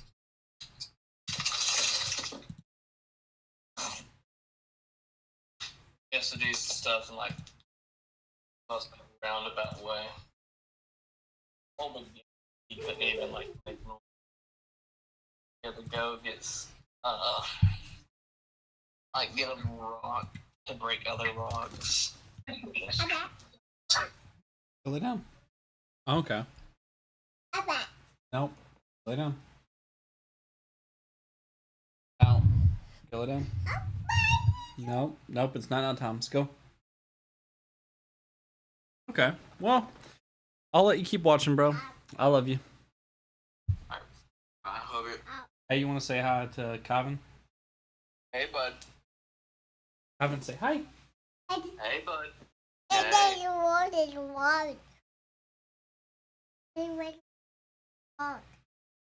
Yeah?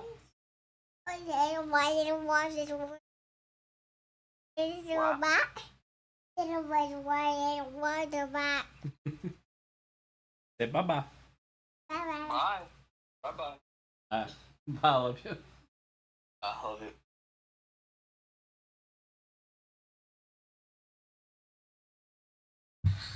High five. Good job. Pop.